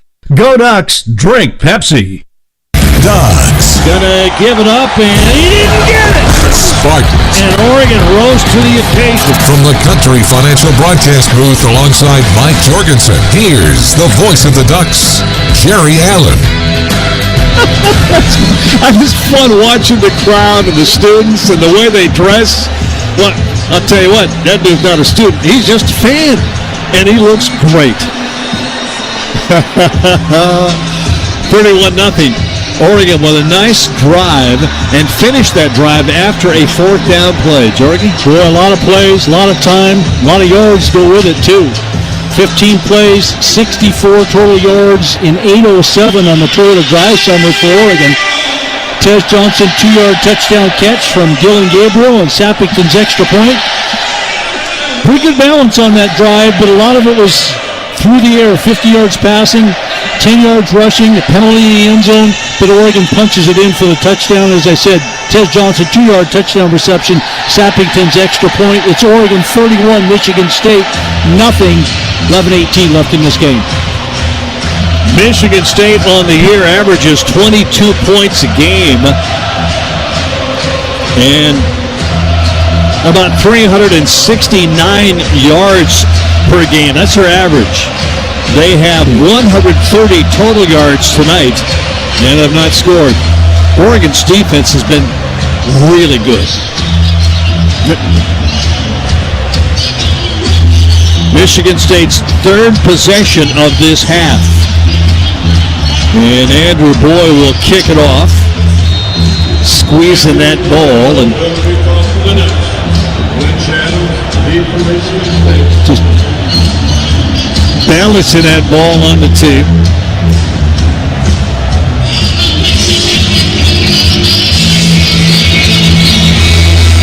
.31-zip. 11:18 remaining. Kick coming, foot into it. Gonna go high and gonna go into the end zone and dropped and will go out of back and it'll be down. It'll come out to the 25-yard line. Safeway is the official grocery partner of the Oregon Ducks. Stop by Safeway to play the Score Big Sweepstakes and enter for a chance to win great prizes like duck gear or season tickets. And Duck Football brought to you by Toyota. Let's go places. Good end, Dusty Hera. I just can't talk enough about Oregon's defense. Another opportunity here, Dusty. This defense has really battened down the hatches over the last couple of weeks. We saw it against Oregon State in that second half. It translated through the bye week into UCLA, and boy, they look special tonight. First down, Childs from the shotgun. Pretty tight formation, motion man. He's going to go back right to throw off the play action. Throws it underneath the intended receiver. It was Isaiah Johnson, wide receiver. That's just a bad throw. Aiden Childs is really struggling tonight with his accuracy and didn't really have anybody his face right there. Throwing on the run and that ball was behind. Not good. Second down and 10 from the 25-yard line. Peyton Woodyard now at a safety. Catch some other guys in there, getting some Other bodies in. Went to throw again. Here's the throw, the catch, and almost a missed tackle. Well, it was a missed tackle. The second man got him. Close to the first down. In fact, I think it'll be a first down at the 35-yard line. They'll move the chains. Foster with a grab. 10-yard pickup. 10:54 remaining. Going to pick up some bodies in the ball game. Devin Jackson, of course, he plays a lot anyway already, but just opportunities coming up for some depth. Snap and back to throw again. Now rolling to his right. Half roll stops, goes downfield. Penalty flag out. Catch made. With a flag down all the way back at the 46-yard line. Peyton Woodyard, number 12, the safety, in coverage there. And nice throw by Childs down the field. We'll see what this flag's about. It will be either first down at the Oregon 30. Holding. Defense, number 11. Yep. That penalty is declined. Result of the play is a first down. So holding against Oregon, they're declining because they'll take the pass completion at 30-yard line. That's the biggest play of the night. By the way, Dakota Fields called for the holding. Yeah, there's two defenders. Cam Alexander, two DBs. That's a little unusual. Yeah. Here's first down at the 30-yard line. Handoff, no, good throw. A little screen pass, works. Going to get to the 25, inside of the 20, and close to another 10-yard pickup. Well, in position to make the play there a couple places. And just a little bit of sloppy tackling, diving at people's feet there somewhat. It looked like Dalen Austin had a chance to make the play in the backfield, and he just missed the tackle altogether. Big number 52, Amari Washington. Jamari Caldwell, still a lot of Oregon's first-line guys in here. On first down at 10 at the Duck 20. Under center for Childs. Childs. Turn back. Play action fake. Roll right. Throws. Catch made. Velling the tight end inside of the 10. They go out of bounds about the 9, maybe the 8-yard line. And it'll be first and goal, Michigan State. 9:14 left in this one. 31-0 Oregon. And the second drive of any distance at all tonight for Michigan State. They opened the game with one, didn't score. And this is the only other one so far. Under center for Childs. One back behind him. Motion man comes right. Pitch it going right. Got bodies to block. Inside of the 5 to the 2. Out of bounds at the 1 and a flag down late.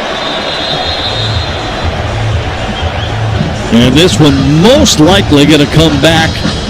Will not stay at the 1-yard line. That ball carrier, by the way, Kayron Lynch-Adams, tried to dive at the pylon and kind of get ripped up a little bit. Personal foul. Illegal block both ways. Defense, number 19. Half the distance to the goal from the end of the run. Automatic. First down. Wow, I didn't see that one coming. And Tyler Turner for that. Boy, sure didn't want to see the defense come in as well as they have played all night long and give up a drive like this to give Michigan State a chance to get on the board. 8:41 left in this game. Oregon leading 31-0. And I don't mean to be greedy, but you'd love to see the defense get a shutout. Childs under center with a fullback high formation. Childs snap, turn back, hand it off, and into the end zone goes Lynch-Adams. And the first score tonight for Michigan State. Off of their second, only their second sustained drive of the night.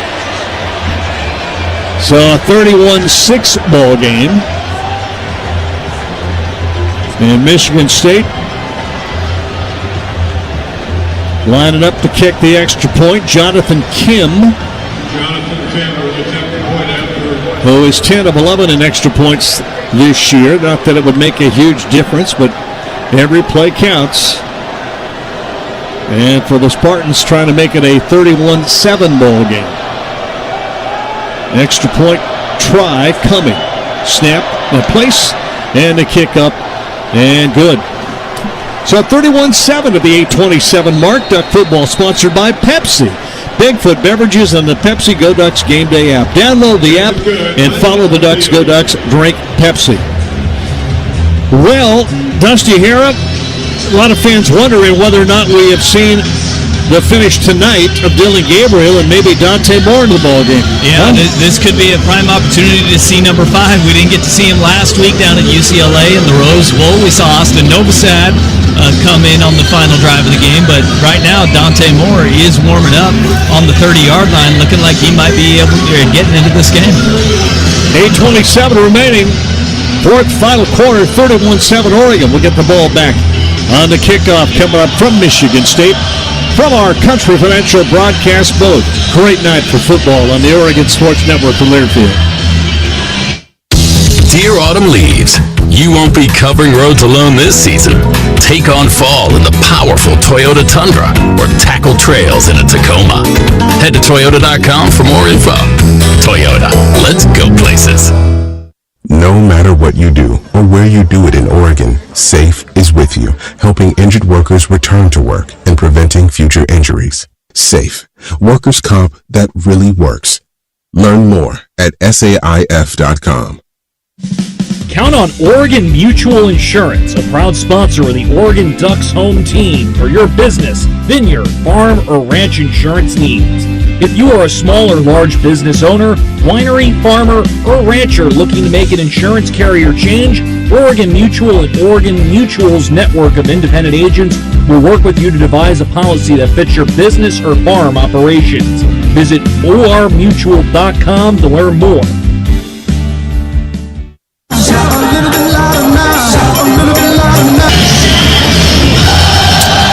Welcome back to our Country Financial broadcast booth. Jerry Allen Jorgie, Dusty Hera down to the sideline, our Toyota sideline Mike. Tonight's game brought to you by our 2024 Charter Partners. That's Bi-Mart, Carl's Jr., Country Financial, Bigfoot Beverages, McDonald's, OCCU, and Toyota.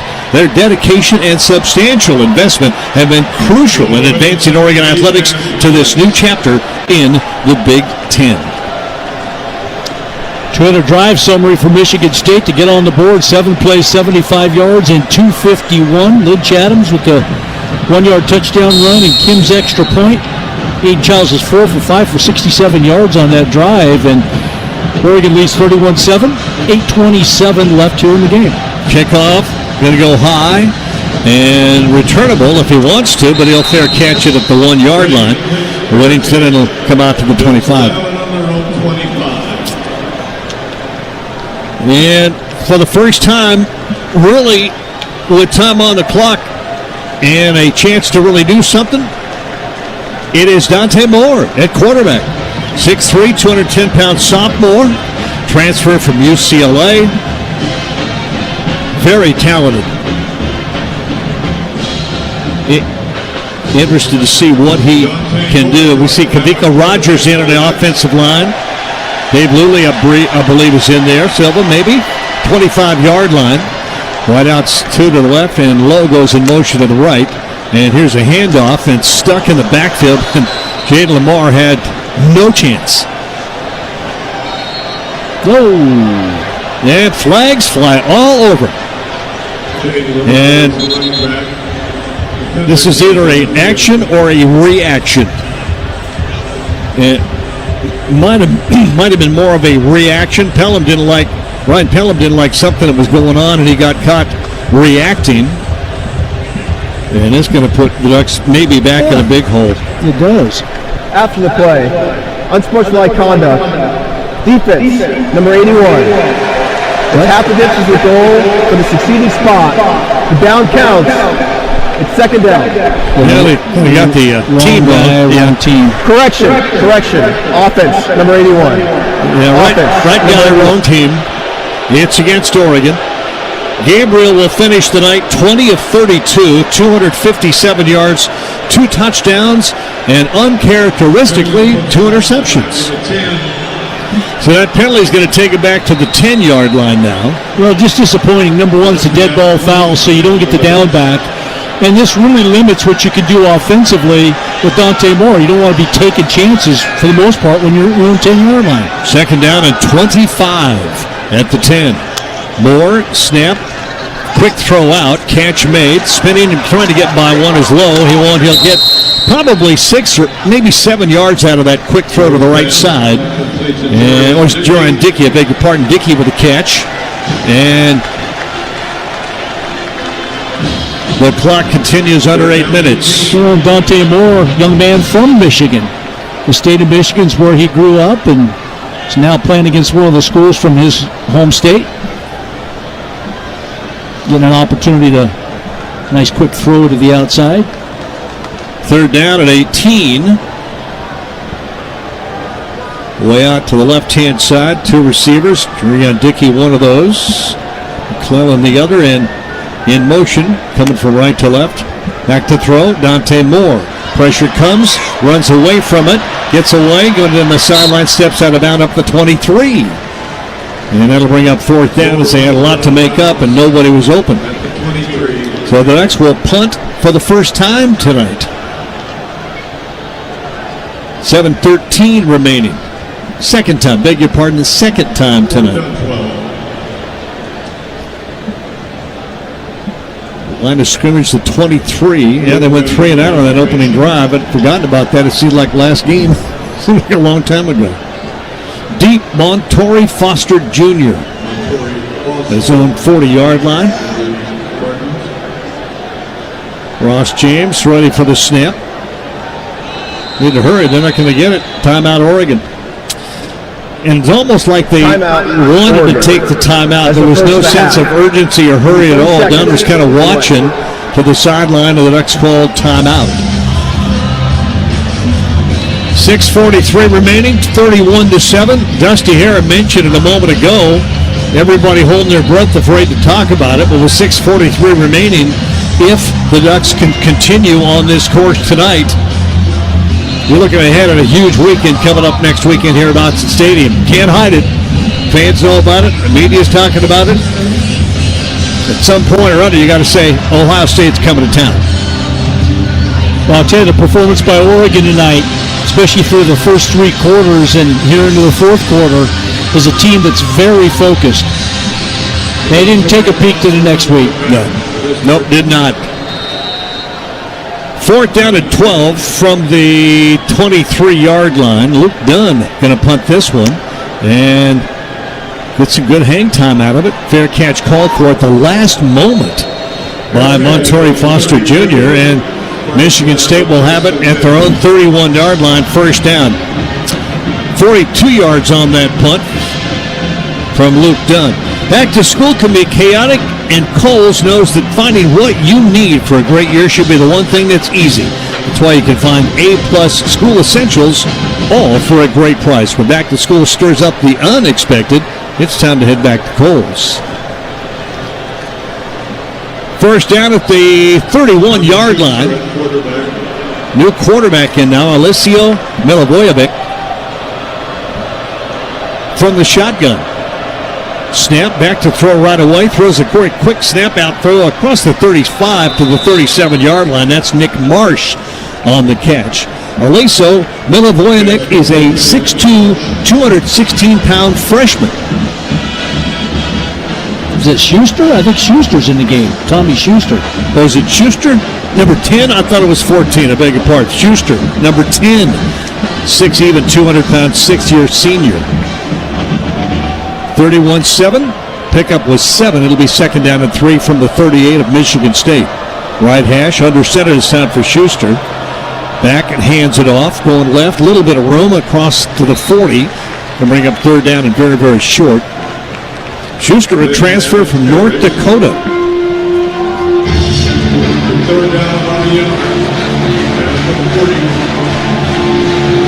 Schuster has seen some action, but not a lot tonight, or this season so far. Bring up third down and very short. Going to go up under center.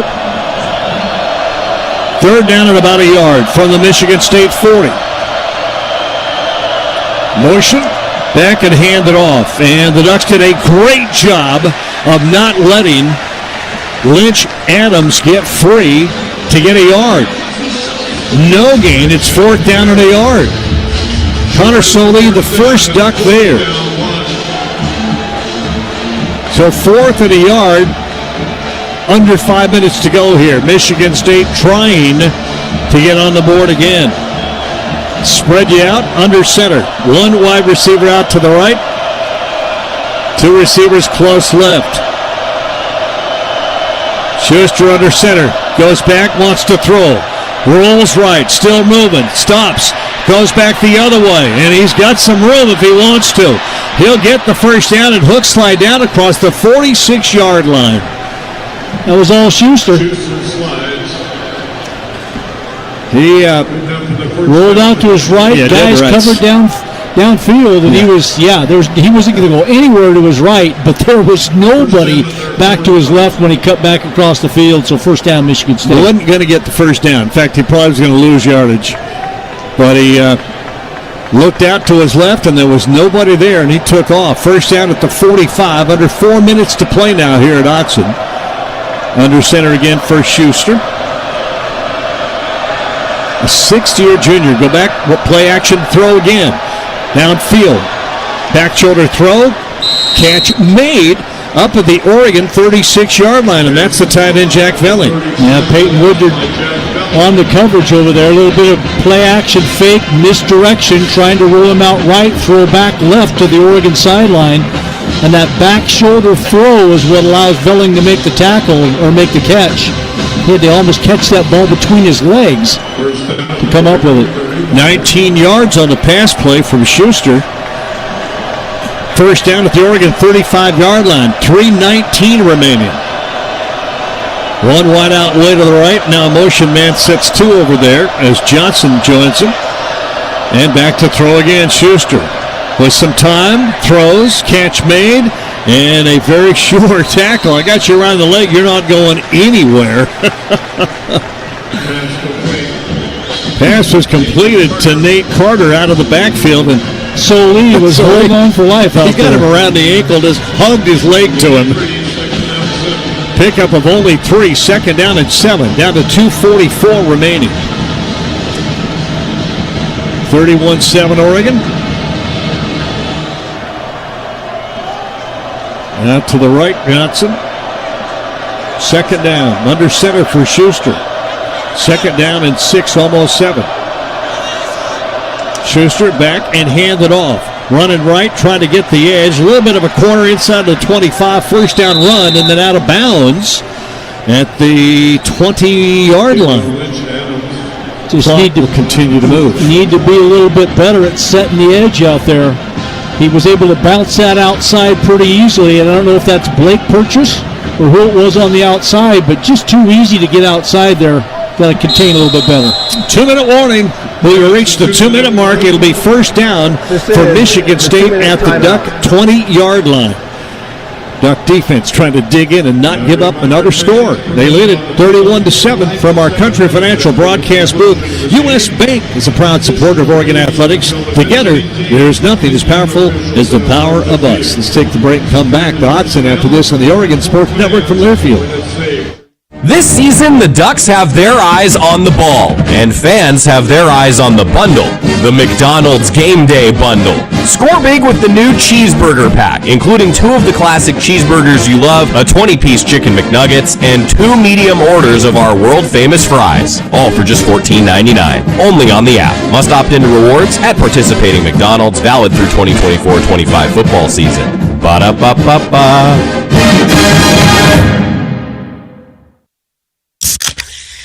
And we interrupt you with breaking news live from the Pepsi Wild Cherry aisle. Steve, I've never seen anything like this. The bold, refreshing, and bursting with cherry deliciousness of Pepsi Wild Cherry is, well, let's just say everyone is getting wild. There's dancing, binge-watching, and this on-the-scene reporter can't wait to pop, rock, and drop it. Pepsi Wild Cherry. Go ahead. Get wild. Pepsi is proudly distributed by locally owned Bigfoot Beverages. Go Ducks, drink Pepsi.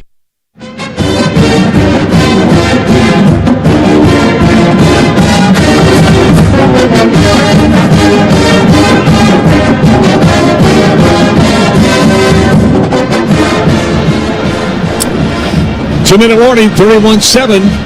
First down at 10, Michigan State at the Duck 20-yard line. But Dusty, here, if you're on Oregon's defense right now, you're going, okay, guys, everything we need to do, we cannot let them score again. That's right. And this comes the source of pride, in that sense of pride. When you have your twos in, you got guys like freshman Elijah Rushing in the ball game, Blake Purchase getting some run on the edge there. It's not like there's a lack of talent or depth here at Oregon. They want to bow their back, and these are the prideful moments that you have as a defense and guys that, it translates over to the next week of practice too, because you get running a game, all of a sudden you have a little bit more pep in your step.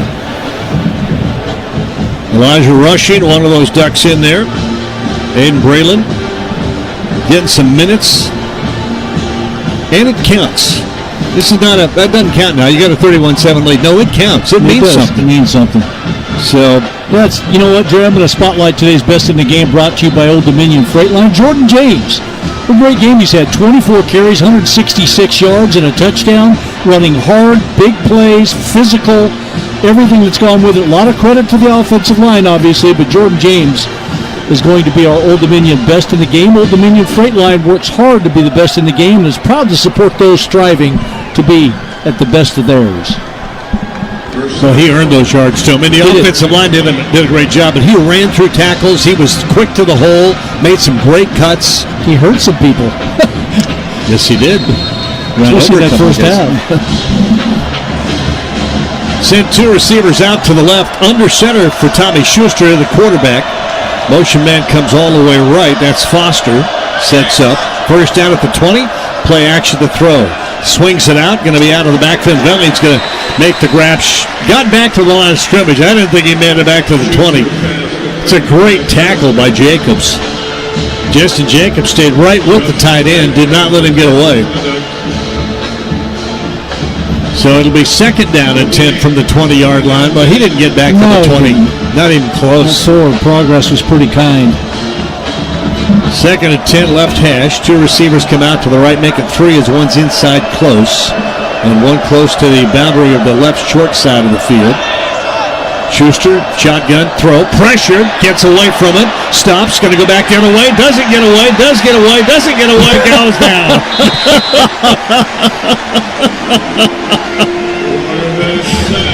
Elijah Rushing. I tried to describe it the way I saw it, guys. Yeah. I'm sorry. I swear he got away from four different guys who had a shot at him. Blake Purchase was the first one, and then a whole bunch of other guys have an opportunity at him, but I can't even tell who ends up making the tackle there. So many different guys. I think it was maybe Porter, too. Ashton Porter, yeah. Loss of 11, back to the 31. 41 seconds left.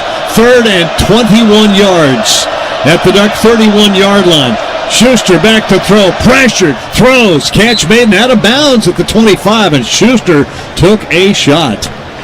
He just got that ball out of his hands, and I thought it was Amari Washington. Yeah, the running back, Amari Washington, just ran over Schuster. I mean, he looked like a running back on that play. He got it in there so quickly. Fourth down and a field goal try from the 32, so on fourth down with 30 seconds remaining, 4th and 14, Jonathan Kim, who has a 51-yarder this year, make this a 42-yard field goal attempt from the left hash. Snap, place, kick on the way, got plenty of distance, and he hit it. And a flag on the play after the kick is made. It'll be running into the kicker. I wonder if they'll just take the points. Running into the kicker. Defense. That penalty is declined. The field goal is good. So put 3 up, 31-10. And with only 25 seconds remaining, Oregon will have to run perhaps one play, and this ball game will be over. Country Financial, proud supporter of the Ducks, makes insurance easy. Worry less and feel more confident with insurance designed to meet your specific needs. Visit countryfinancial.com to get started today. Experience more with Country Financial. Our Country Financial broadcast booth tonight and all year. Well, if there's anything that Dan Lanning might be a little bit disappointed with at the end of this, are the penalties. Especially the penalties that kept some of these drives alive, some of the penalties late. unsportsmanlike conduct type of deals. 41 yards, 5 for 35, but it just feels like a lot more. I don't know why. Oh, that's right. 30. Brian Milano just said, don't forget about the offsetting penalties. 31-10 kickoff coming up. Dan Lanning on our postgame show coming up, and here's the kick, going to go high and into the end zone. It will not come out. And Dusty here, you got to ask him how proud he is of his team on a Stomp Out Cancer night. They showed up, and I thought they did the promotion proud. No doubt about it. The way that the Ducks came out and handled their business, and it faced a little bit of adversity and ended up coming out on top in dominating fashion. I mean, we think about those 2 red zone turnovers that, are anomalies for Dylan Gabriel, but the way that they ended up rallying after that, it was 31-0, and they were in cruise control. Yeah, they were knee down for the Ducks, and it will be the final 20 seconds ticked off. And the Ducks are 5-0 and 2-0 in the Big Ten. And get ready, because a week from tomorrow evening at 4:30, Ohio State and the Buckeyes will come in for the biggest Big Ten game of Oregon's Big Ten. I'm going to say career. I guess you don't have a career in the Big Ten, do you? Not yet. Final score, 31-10, dominating for Oregon. And we look at all the stats and the numbers. The score somewhat tells the story, but the Ducks own this ball game, both sides of the ball. Dusty Harris on his way in. You'll get with head coach Dan Lanning after we get a break. Got a lot of numbers to show you, some highlights, and a weekend to watch some football. How about that? Forget this is a Friday night lights. Post-game show coming up on the Oregon Sports Network from Learfield. A U.S. bank with